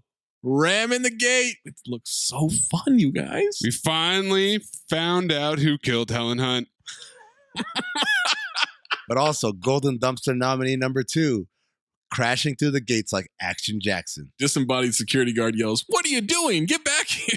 As it's plowing through the lawn, statues, and crashes open the front door. Doesn't go up the stairs, and that's why Action Jackson is a step above. Oh man, if he had gotten that a truck, semi-truck up the stairs. That's the problem is every time that we see a movie now, that's the standard. American Ninja, when they're driving around the compound, I just keep saying, go up the stairs, go up the stairs. But no one will ever do it like Action. Yeah, second floor, that bitch. Here's the problem is that when Action Jackson did it, to this day, I remember, I'm like, yo, it'd be fun if he drove up the stairs. That's ridiculous to me, and that's never going to happen. But it would be funny in a cartoonish kind of way. And then it happened. The joy and shock that hit me at the same time, I don't think will ever be replicated ever again on this podcast. There's no way. The only way is if Stallone had gone up the stairs with the truck. Then I would have. Well, Ice-T twirling and shooting was pretty close, but not. You can play this close. game, you piece of shit. That's all I have to say about that. No. No. Not close. You've gone too far. Wrong, I mean. You got it wrong. You got it wrong. Loja yells at Hawks. Mike is standing with him on the stairs. You think you can come in here, destroy my home, and take Michael with you? Michael Cutler's my boy. We deserted him years ago. That's a fact you can't change. Damn you. Damn you. Let the boy watch. He starts walking up the stairs and Terry Funk tackles him from behind. The cops show up really fast. Real fast. Well, it is the Cutler estate. Bel Air. And then there's a police helicopter for this? They called it a helicopter? It's a rich dude, man. It's a rich dude and a guy crashed through with a truck, Maze. Come on. Why do you need a helicopter? To shine a light on it? Sly's in cuffs. Kid runs out to the balcony and watches Dad be put in the cop car. Ugly crier. Loja puts his arm around him as Sly watches him and gets taken away. Make him away, toys. Is he in full-blown prison? Lockup. Future Cinephobe. He's not county, he's processing. It's big, man. Attention. No loud talking sign on the wall. Also a drawing of a fat woman. Cop calls him Hawks. Somebody here to see you, Hawks.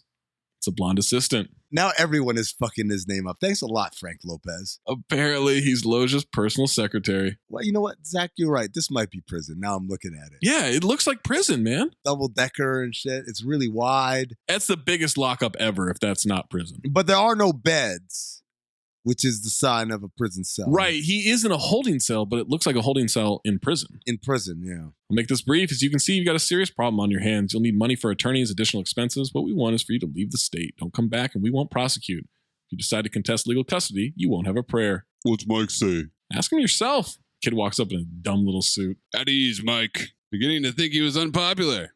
Mike doesn't know what to think. Sly knows he doesn't trust him, hasn't earned it yet. Feels like he has a home here. If you went with Sly, where would they go? Where would they end up? Just together is all I can guarantee. You say this now, then you leave. At this point, I have to point out the kid has a point. Yeah. Oh, he's got a great point. He lives in Bel Air. You want me to live in a truck? Like, I get it. I'd love for you to come around. Let's play catch. Go out to dinner every once in a while. I want to live with you. Go out to dinner? Whatever they do. I don't know. At the truck stop. Tuna on wheat. Come on, man. This is a terrible life. How can you not say, hey, awful you life. should live with your grandfather, but let me just come around and be more present in your life? Sly wants to fix everything the best he can after messing everything up. Wants to give him what's inside of him. Easy, man. Got something inside. Give to the only person that means something to me. My son. Kids can't go with him, and Sly just gives up real easy. He does give up real easy, which makes this movie illogical. Mike gets up to leave. Sly says he wants him to remember something. The world meets nobody halfway. Do what's best for you, always. Drop the papers. He's driving, he's working out, he's heading to Vegas, Nevada state line. Good luck!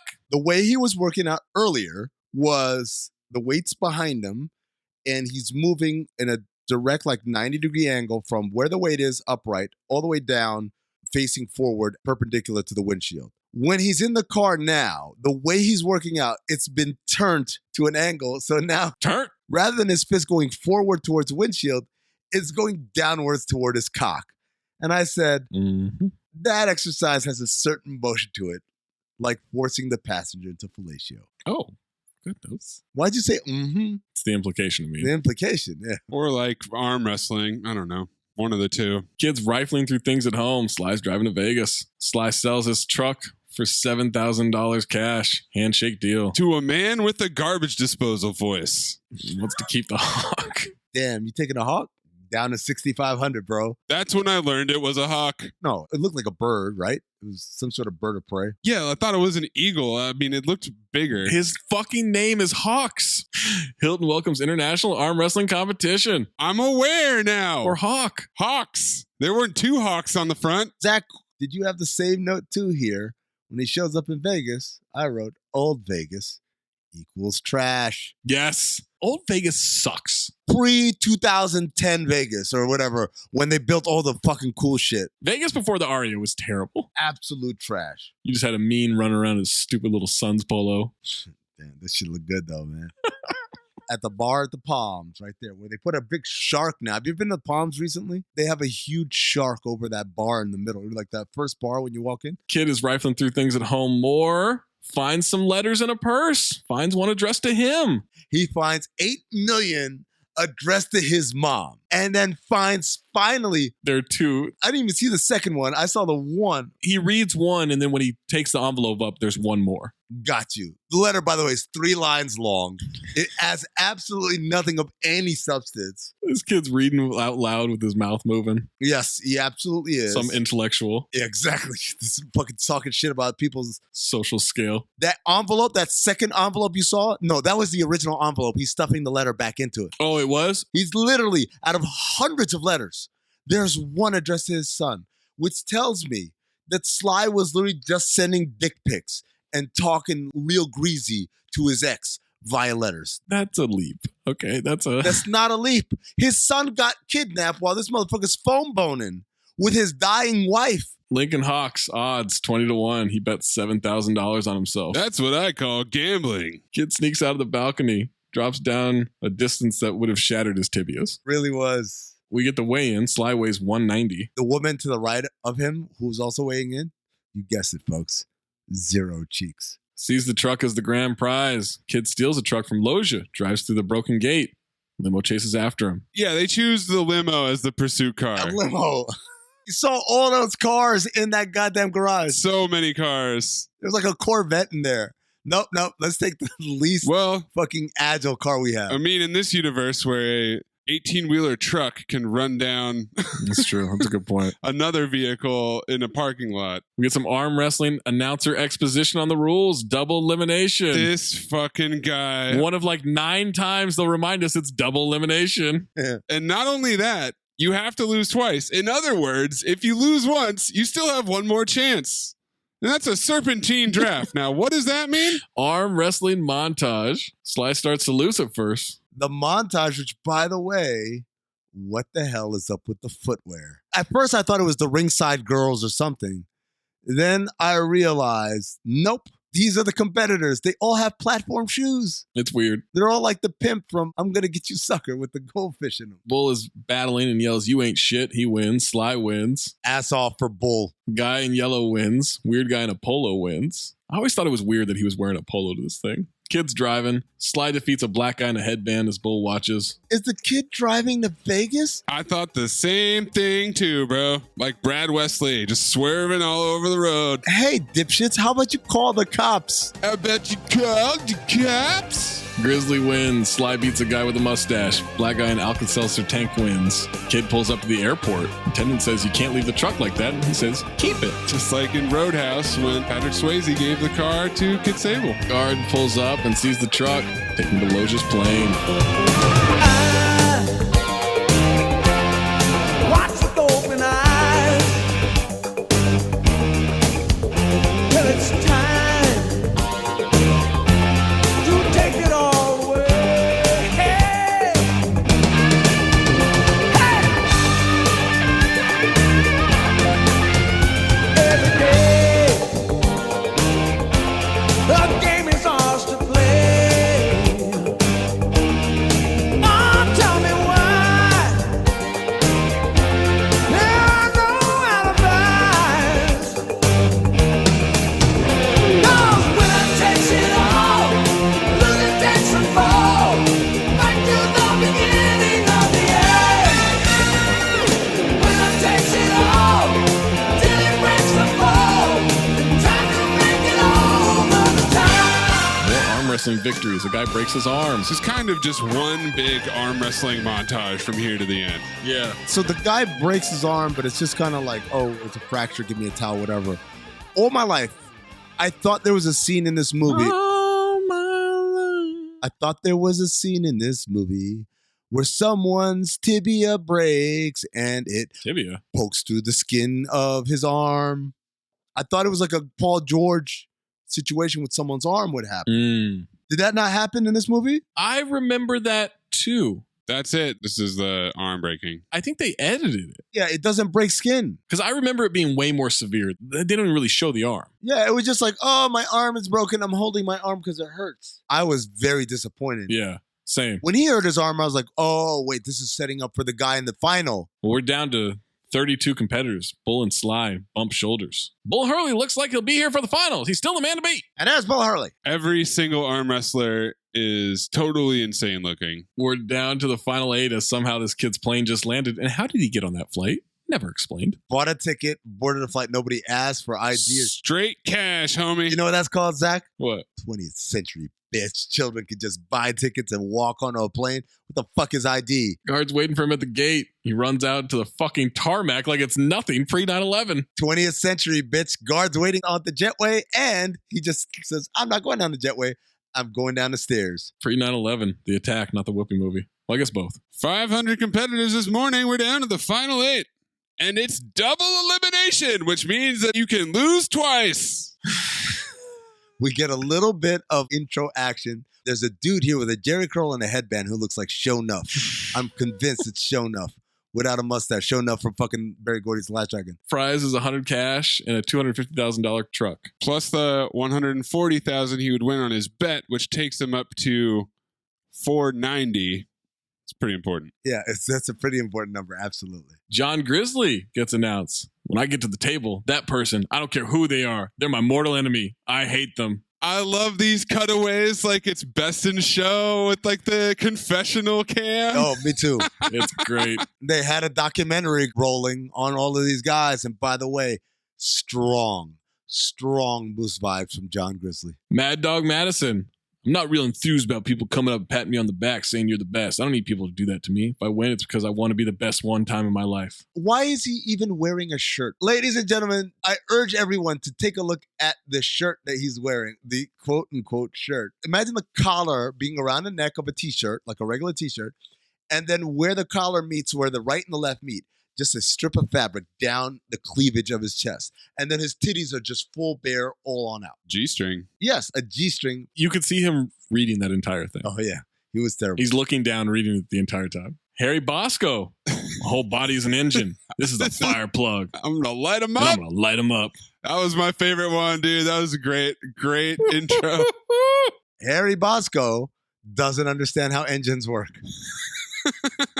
At all. Two-time Canadian champion Carl Adams. Carl Adams, ass on. I should be able to blow them away real easy. There's a lot more technique involved, and you can't beat experience. Okay. Carl Adams was reading off the cue cards. The cue cards were clearly to the left of the camera. I wonder if somebody will be able to beat experience in this tournament. Lincoln Hawk. From the Truckers division. The Trucker division? No. The Independent Truckers division. It's different, guys. Why would anyone else give a fuck about winning the truck as a grand prize? Right. It seems like it should be all truckers. Truck is the most important thing for Link. Doesn't matter if he becomes a champion. He needs the truck. I need this truck. Because we're truckers, motherfucker. The way we truck things. We're truckers, motherfucker. We drive for a living. Also, Maze, clip in Jamie Foxx being camera shy from Great White Hype because that's the exact vibe that Sly's got here. I'm not sure. You're a little camera shy, aren't you? Well, sometimes, but you know, I'm getting the hang of. And finally, five-time arm wrestling champion Bull Hurley. I drive truck, break arms, and arm wrestle. It's what I love to do. It's what I do best. Being number one is everything. There is no second place. Second sucks. If you ain't first, you're last. Yeah, absolutely. Also, Hurley's got a hat that says Las Vegas Jail Security Officer, which isn't even a thing. I thought there were 8 competitors. They only announced 6. Yep. 2 losses and you're out. Remember, double elimination, guys. And here we go. A little more extreme announcer exposition. Wait, so double elimination? How many times do you get eliminated? We've got Bull versus Mad Dog and Sly versus Grizzly. Grizzly eats a lit cigar. Why? Because he's a tough motherfucker. That's why. Yes, he is. Kid comes out of the baggage claim at the airport. Oh my God. 20th century, bitch. You could do that. And then arm wrestling is on the TV. Yeah, fucking right. It is.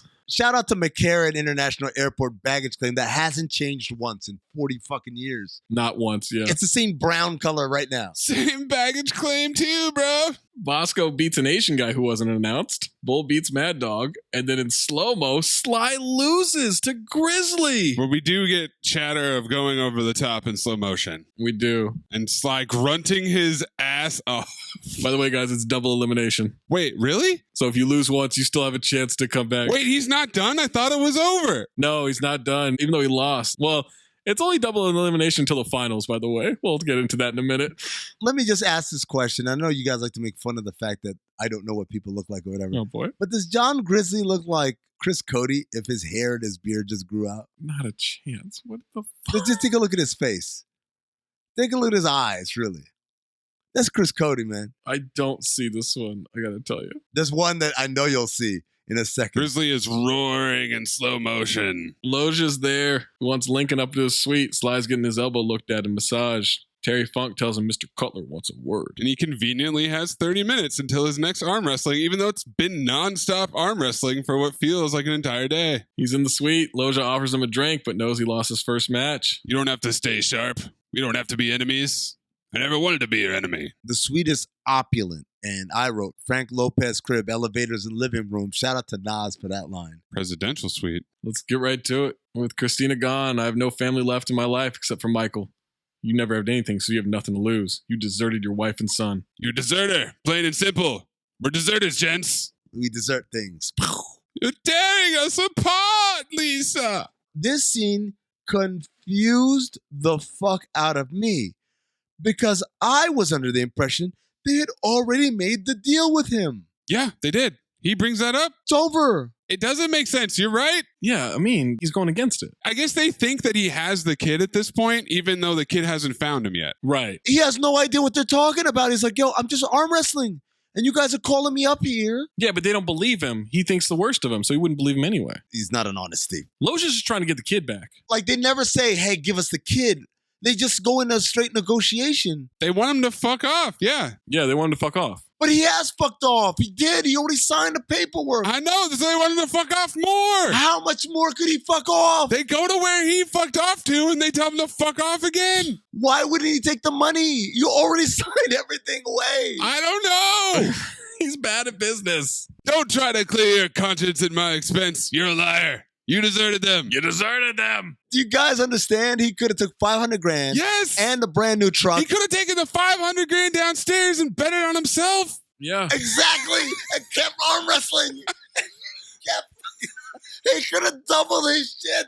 He could be a millionaire. I could have had 2 fucking trucks. Loja Why did he say no? shows him the finest trucking rig that money can buy. He's a trucker too?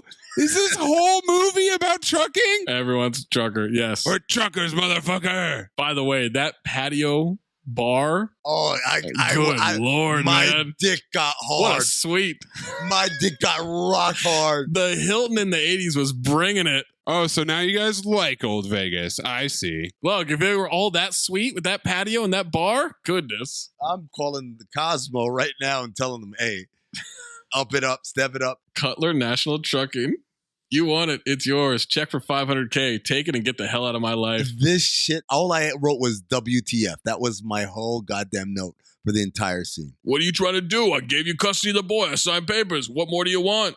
Okay, brand new top line truck, $500K in 1987, $500K. Take it and run. Your kid sucks. No, it's not even that. You already gave up on the kid. Yes. When you were in jail. There's no extra thing you have to do here. They're offering you so much more in the competition. You can still go out there and fucking compete. And like Zach said, I didn't even think about this part, Zach.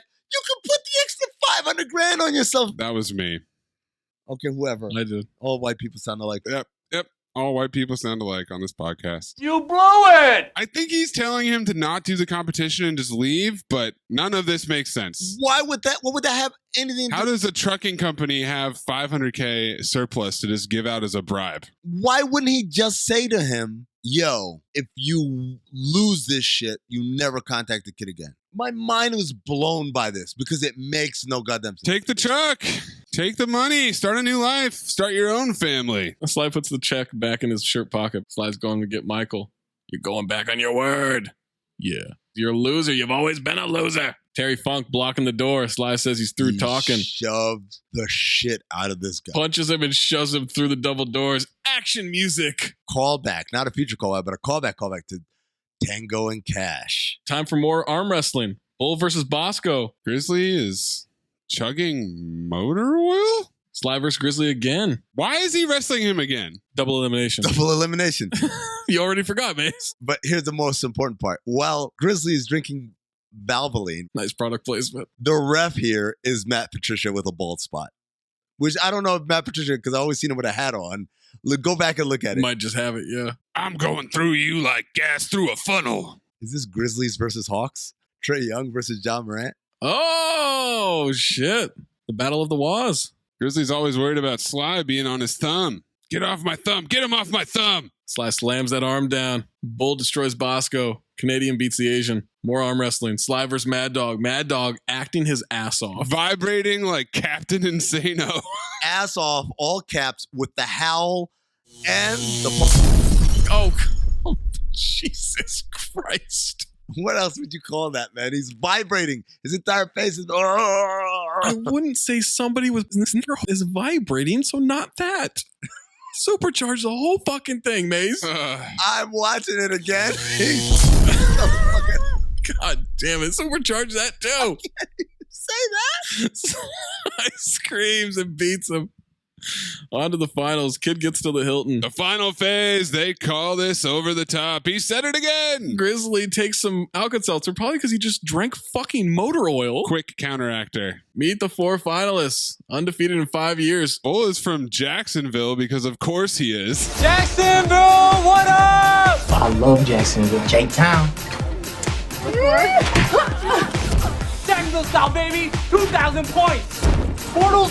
He'll go against Carl Adams, the Canadian champ. Bosco against Sly, the newcomer for the independent truckers. His elbow wrapped. Bosco wants him to put his hand in. Bosco's the pride of the Teamsters. They announce the reward for this. Like the men's championship, you get a truck valued at $250,000. Also, $100,000 in cash. Meanwhile, the women's champ gets $50,000 in tampons. I'm like, what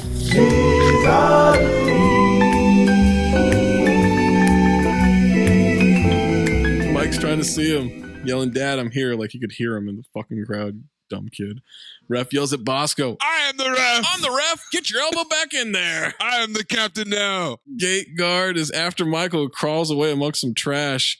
Massive Duracell advertisement for no reason. Yeah, there's just a convention going on nearby. Hawk beats Bosco in record time. Bosco says he wasn't ready. He's been cheated. Quick double pump. I wrote Amin will agree with him. Absolutely. Because also, what happened to double eliminations? It's a great question. My man Bosco just got knocked out immediately. What the fuck? We don't know if he lost earlier. Oh, like in another... But still made it, yeah. Okay, I guess. All right. Bull beats the Canadian. I think he broke his arm. Kid finds Sly before the final match. How'd you get here? It's a long story, but I want to stay with you.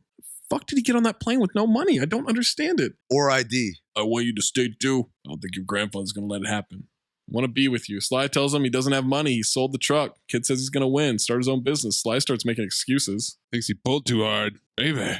Hurt his elbow. Bull hasn't lost in 5 years. He's good. He's real good. Are you saying you're going to lose? I might. I don't believe it. All that talk about never giving up was all lies. Spitting his own rhetoric back at him. Now's the time to do it for yourself. World meets nobody halfway. You want it, you're going to have to take it. You weren't talking about me. You were talking about yourself. There goes that song again. What a whiner. Matt Weiner. Now is your chance. Doesn't matter if you win or lose. Only care about being with you. I love you. He's a big guy. And the kid says, so are you. And I wrote, I fear for Amin's notes. I didn't write anything down. Okay. There's that drop-off I was talking about. Yep. Time for the final match. Like 10 referees come out for this thing, by the way. From the International Arm Wrestling Council. Also, shout out in that final match, the black ref in the background. Oh my God. Say note too, bro. There's some low shots where like they're really focused on the arms wrestling. He's prominent. He is crouching and he's looking back and forth. He's like the boxing ref that opens his eyes wide open when someone gets hit. You know what I'm talking about? Yep. Very popular on Instagram. Here come Hawk and Bull, or should we say, David and Goliath. And then he repeats all of the prizes again. And by the way, it's double elimination. How does that work, Maze? If you lose once, you're not eliminated. You have to lose 2 times. He's also got his suspenders back on. He sure does. Bull says he doesn't even belong on my arm wrestling table. That's my area. That's my game. He ain't got no shit in business there. No shit in business. He's 100 pounds heavier. Yeah, in his bra. Pumping up the crowd like Bolo. Come on, chicken shit. Hawk turns his hat around, explains to the camera. What I do is I just try to take my hat and I turn it around. And it's like a switch that goes on. And when the switch goes on, I feel like another person. I feel like a truck, like a machine. He feels like a truck. He is a trucker who feels like a truck. Is he a fucking transformer? We're truckers, gents. We're truckers, motherfucker. And I said, Lincoln Hawk does understand how a machine works. Not Bosco, though. That's why Bosco lost. Not Bosco. Bull says he owns him. He's been ducking him for years. You have no chance. Get in here. Come on. Hawk walks away. You got no power, Hawks. Give you a world of hurt, little man. All I want to do is hurt him, cripple him, take him off the table so he never dares go against me again. Grunting time. So much grunting and straining. You're all sweaty. First match, Bull starts winning. Bull argues with the ref. Sly pulls his hand out of Bull's hand. Poor form, by the way. What a chicken shit, man. This can't be legal. That absolutely cannot just be. They can't let it slide. Let it slide? Slide. Ah. Then they put a strap on. It's time for the strap to come on. Baby. I'll rip your shitting arm off, boy. I own you. Bull punches him in the nose with the strapped hands. Nose hurt, Hawks. Is there an air raid siren going off there? Yes. Fucking tornado warning. Kumate. Bull almost pulls him all the way down. Do you guys think it's a coincidence that twice the opponents have complained to the refs like this dude is doing illegal shit? Oh, he cheats the whole time, man. Okay, all right. Rocky cheated against Apollo Creed, by the way. Did he? Didn't he? Welcome to Cinephobe. Bull is talking so much shit. He pulls him back over. There's a guy with a Larry Bird mustache in the crowd cheering. Sly fights back. We're locked in the middle. Sly hasn't breathed the entire time. We see the slow-mo thumb wrap around those kielbasa fingers of Bull. He finally uses the finger move, which he hasn't used this whole tournament. Hasn't needed to, man. Hasn't needed to, exactly. The announcer kept saying, great move, but there's only one move, which is to try to slam the fucking arm down. So this is the part where I asked, is there strategy in arm wrestling? Yes. There is? There's definitely strategy, but it's just all about when you go as hard as you can or whatever. When you pull, yeah. Because one of the strategies that I thought was more important than putting his hand on the top or whatever was sometimes, and it didn't work against Bull, but in other bouts, what he would do is he'd start pumping it. Yeah, the pump is a good one, I guess. But also, he's moving his body all over the place on some of these ones. Oh, yeah. Well, as long as your elbow is on the table and your other hand is held onto the grip, I believe you can do whatever you want with the body. Slap him with your dick for all you want.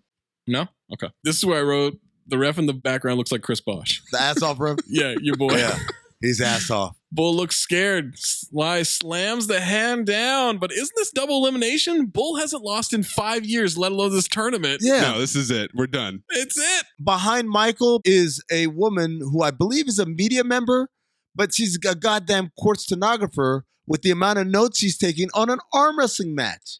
What is she writing? And then he squinted. And then the other guy. Well, he wrapped his fingers. According to the announcer, they're doing a lot of moves. So she's just taking those all down. Kid runs up, Sly and him embrace. Kid gets the trophy like he did fuck all anything here. Crowd loves it. The opening song plays again. My note was, wait, did I miss it? I thought it was double elimination. Lojo's watching on, still assless. He understands the bond as they hug. They're leaving the Hilton together. Kid says to start their own trucking company. Call it Sun and Hawk. Sun and Hawk. I like it. Not too bad. How do you think about Hawk and Sun sounds? Kid thinks it might work. There's a Phil Collins-esque drum fill. When I watch you walk away, I can hear the words you say. In another time and place, just a renegade. Cause there's something that you knew. Make it right, make it true. You know you've got to break on through. There's only one thing you can do. Take it higher. Fight with fire. Take it higher. Over the time. You drive off. Roll credits. No scene where Logia tells Sly, you know what, Sly, I respect you now. You can have your son back. I'm just going to throw out all this legal paperwork. That's just all implied. It's not even implied. I saw this in the trivia, and I'm watching the scene right now. As they walk to the truck, Frank Lopez is in the background, kind of like waving them goodbye. He's okay with it. Why? What did winning the tournament have anything to do with any of this custody battle? He's willing to fight for the son. He respects him now. Yeah. Because he took it over the top. Did the finger move. He did. Trivia! Years later, Sylvester Stallone explained why he agreed to appear in this movie. Golan kept offering me more and more money until I finally thought, what the hell? No one will see it. That should have been the tagline.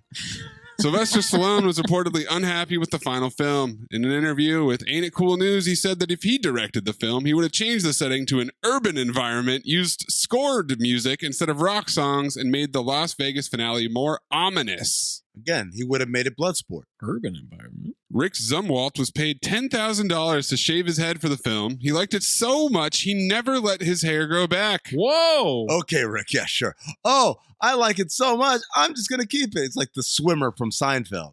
Rick was the third choice to play Bull. They originally wanted arm wrestling champion Cleve Dean. But he was so massive compared to Stallone. Cleve Dean? Cleve Dean. That's absolutely a porn star. Cleve Dean. That's not a real person. Cleve Dean is a beast. Yo, Cleve Dean is fucking massive. Cleve Dean, 6'7", this picture, man. Close to 450. Uniquely, Cleve could pull or compete right or left-handed. Ambidextrous. Cleve you one way or the other. Leave you later. David Engelbach was appalled at the changes made to his script. He recalled having tears in his eyes when he saw the film.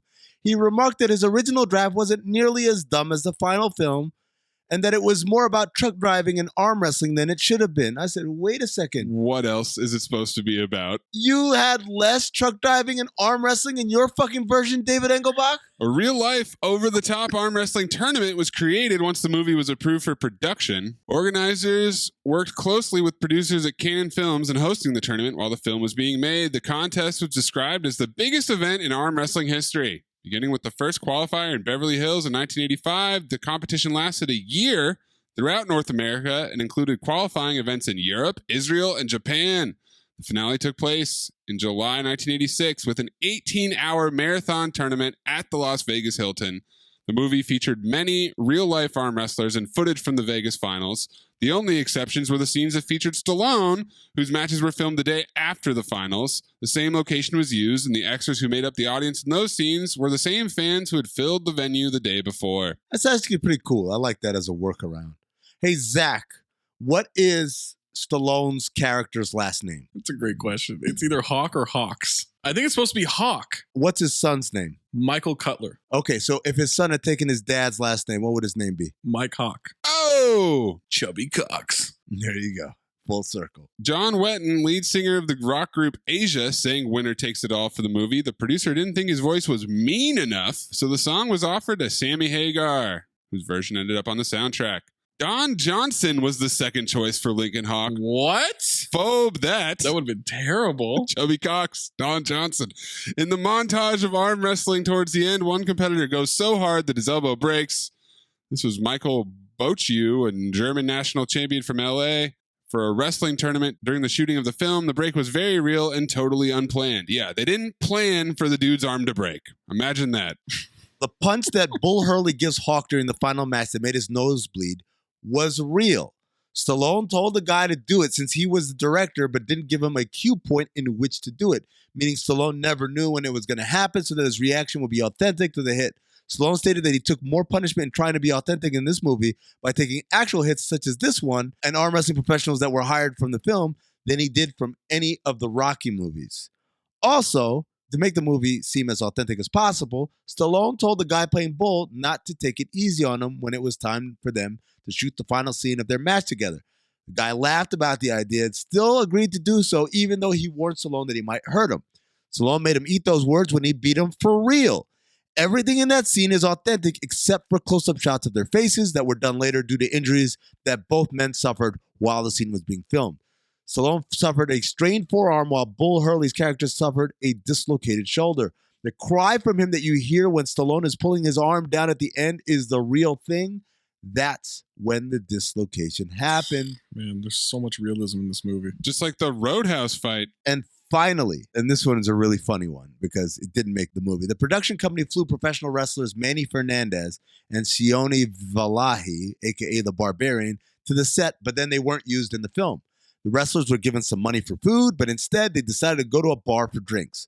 According to Fernandez, the Barbarian got so drunk that after a patron insulted him, the Barbarian smashed his and Manny's mugs of beer over his own forehead, then laughed as blood poured down his face. What? Patrons were so shocked they called the police, who arrested Sione, the Barbarian, and put him in jail overnight. Manny called the Barbarian's wife, who bailed him out and flew him home. Barbarian later told Manny that his wife had cooked him a big Tongan meal when they got home.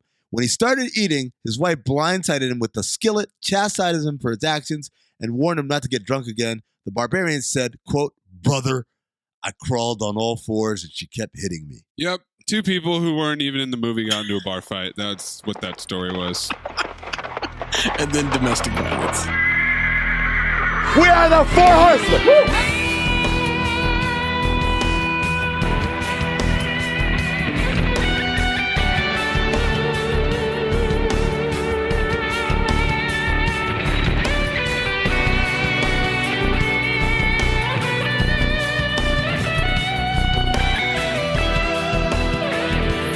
Horsemen in an absolute decimation. Poppy talk. Like what Hawks did to the spark plug. Bosco. The fire plug. He called it a fire plug. He even called it a spark plug. Fire plug for an engine. I'm like an engine. I'm like a G-dog with a fly tip. Flossing the pussy. Poppy talk runs through that shit, man. Breathe in through nose, out the mouth. Ass on, ass off. Teddy Rex, Moosey Teddy Rex. Teddy Rex, Moosey Teddy Rex. Ass on, fuck it, ass off. Ass on, fuck it, ass off. Ass on. Super easy for me too. David Mendenhall as Michael Cutler, or Mike Cock, he got a lot of reps. But the Smasher came in so strong and smashed his way into the nominations for Ass On. You guys aren't going to do this. Not Smasher. What are you talking about? Zach, what do you got? Ass on my cock. Hell yeah. Not on Chubby Cox? The kid, man. Michael Cutler. My nominee, I'm going very strongly with the not quite a bully at the pinball machine. White out of BC. I kind of bought it. He looked like a white out of BC. Playing pinball. No, he looked like it. But as soon as he talked, it was just so ass on. I mean, for me, it's Smasher or my cock. So there you go. Smasher my cock. Smasher my cock. I guess my cock. I'm not moving off of my cock. My cock. Ass off. Robert Loggia. Jason Cutler. His name was Jason, which is kind of weird, but other than that... Doesn't sound like an old man's name, right? No, Jason Cutler? No, that's a kicker. That does not sound like a trucking billionaire. Magnate. Easily Robert Loggia. Oh, I'm the only one on this, huh? Who? Bosco? Mad Dog Madison. Mad Dog? I'm telling you, when that man howled, I sat up because I instantly engaged 100 times more than I had been like a second earlier. And then when he started convulsing and his eyes wide open, I was like, yo. This is absurd. The entire arm wrestling montage just seemed like they were feeding everybody speed and steroids for 3 straight weeks and then released them to arm wrestle each other. So I don't think there's a lot of acting there. Mad Dog. I got Loggia. You're good at keeping secrets? Absolutely. Because I've got a present for you. Secret present outside by the dumpster. Is it a baseball mitt? Fit you like a baseball mitt, like a glove. I hope. Golden dumpster nominees. Sly's fingers over the thumb magical technique. Oh, it's going to be hard to beat. Kid, if I couldn't beat you, I'd kill myself.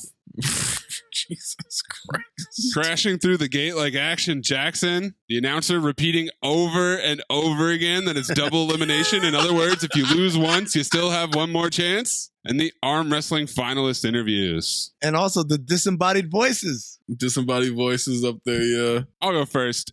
It was never really explained, which I love. The kid picks up on it and does it against the hick kid, white out of BC.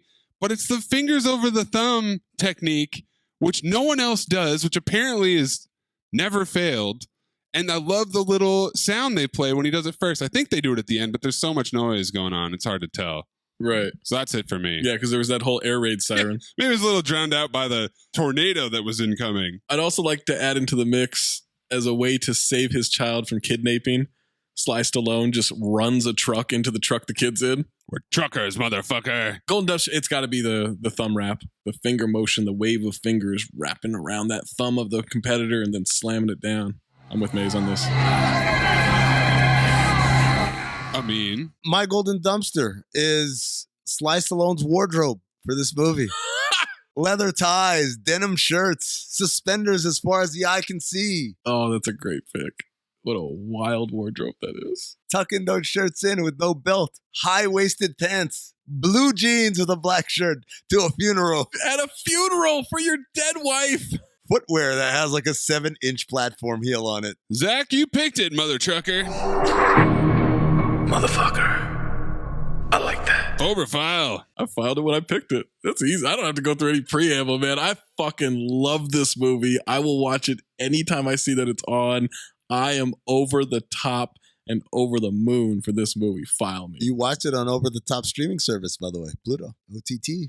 Mayes? The first hour of this movie has 2 arm wrestling scenes, and the rest of it is an entire Poppy Talk road trip in a truck. There's not nearly enough Robert Loggia, who's the only really good actor in this movie. And Mad Dog. And Mad Dog Madison. When we finally get to the arm wrestling competition, which in itself is an absurd premise to have to actually create an arm wrestling competition to make a movie about it, because that's not something that exists. It was better because we'd been waiting so long for it, and it wasn't just him talking to his kid, but it's still an arm wrestling competition. How many times can I watch giant roided out speedheads chew on cigars and pin people's forearms down? Unbelievable. I have absolutely no desire to ever watch this again. This is an easy phobe. You're an idiot. I mean, as I said at the beginning of this podcast, I had never seen the movie, so I thought this was arm wrestling kumite. I thought this was blood sport for arm wrestling. So I was ready for the main story to be this dude is competing in this competition because he needs money or whatever. And we're going to be introduced to all these characters that are going to be interacting. We'll get little backstories on each of them. And he works his way through the tournament until he gets to the end. I mean, I thought he was going to be driving across the country competing in different arm wrestling competitions before he gets to the big one. Exactly. Me too. And I thought when they started with the whole kid thing, I was like, oh yeah, that's the B plot line. Like he's doing this because he's trying to get custody of his kid or whatever. And as the movie wore on, I was like, oh no. The main storyline is his relationship with the kid, and I guess he arm wrestles on the side. It was not a good story. I don't care for the kid at all. He's annoying. Robert Loggia's, Frank Lopez's motivations are never clear throughout the movie. Why did he hate him to begin with? Why would he smear him and say that he deserted the family? No, but he said he was a drug dealer and all this stuff. Like, why wouldn't he just say, hey, your dad just fucking abandoned you and didn't give a shit? Why would he confiscate all the letters? Why did the mom not tell the kid? You're getting letters. This rich man's daughter was getting banged out by a trucker. Of course he didn't want this guy around. No, I am not asking about Robert Loggia at this point. I'm asking about the mother who clearly got the letters because she's sending pictures back. Why wouldn't you ever tell the son, your dad loves you, he asks about you all the time, in between sending me dick pics and asking me what that pussy doing and what that mouth doing? What? That's what he was doing in those letters. That's what those letters say, yes. What that mouth do? Hello. How's that pussy doing? Not even a hello. What that mouth do? What that mouth do, Kylie Singler? Kylie Singler. And here's a picture of my cock. My son? That too. And then at the end, he calls him up to the presidential suite to just remind him that you already fucking signed away all the rights, but here's some money and a truck that he'll say. Like, none of it made sense. This is a strong phobe. I'm so happy to be on this island alone. You guys are fucking idiots. I've had so many people message me, send me stuff about how excited they are for this movie. You guys are idiots. Zach, when was the last time you saw this movie? It's got to be you saw it when you were 12. This has got to be pure nostalgia hit. No. Because Zach's like, oh, it was on all the time during my childhood, and this movie was always on, and I remember the bone popping through the skin. It's like, okay, yeah, clearly you don't remember that it was just 1 8-second shot of a dude breaking his arm, and it kind of looks sad. You don't remember shit, piece of shit. No, it's fine. You guys are morons with this stuff. I'm happy to be on this island. I'm on this island with fucking all of our listeners, by the way. The fact he filed this makes me really, really terrified for the next 12 to 18 months ahead of us. Yeah. When we're doing 4 Stallone movies, he's not gonna back down from this, Amin. Next time we make love, Never back down. you introduce me to Jade.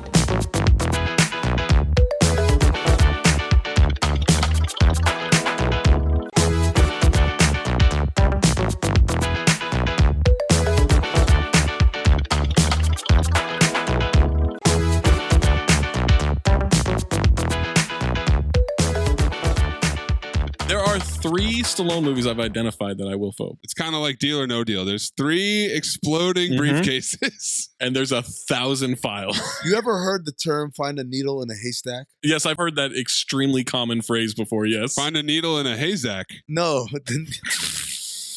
The Zach Harper version is find a needle in a needle stack. Find a specific needle. Who's picking next? I'll go next, but I am in a bit of a conundrum here because there's a stone cold lock of a pick that's on the board. But am I trying to pick a movie that's going to win the poll, or am I trying to make Zach break? If I'm trying to torture Zach, I feel like I could choose the movie that would end this month prematurely. You know what? There's only 2, actually. There's only 2. I lied. Damn. But I'm going to pick the surefire sweep. The surefire poll winner. It's Rocky 4. If he files, he files. Stallone doesn't really have that many sub 40% movies. What are you talking about? They're He has fucking all over 13 straight years. What?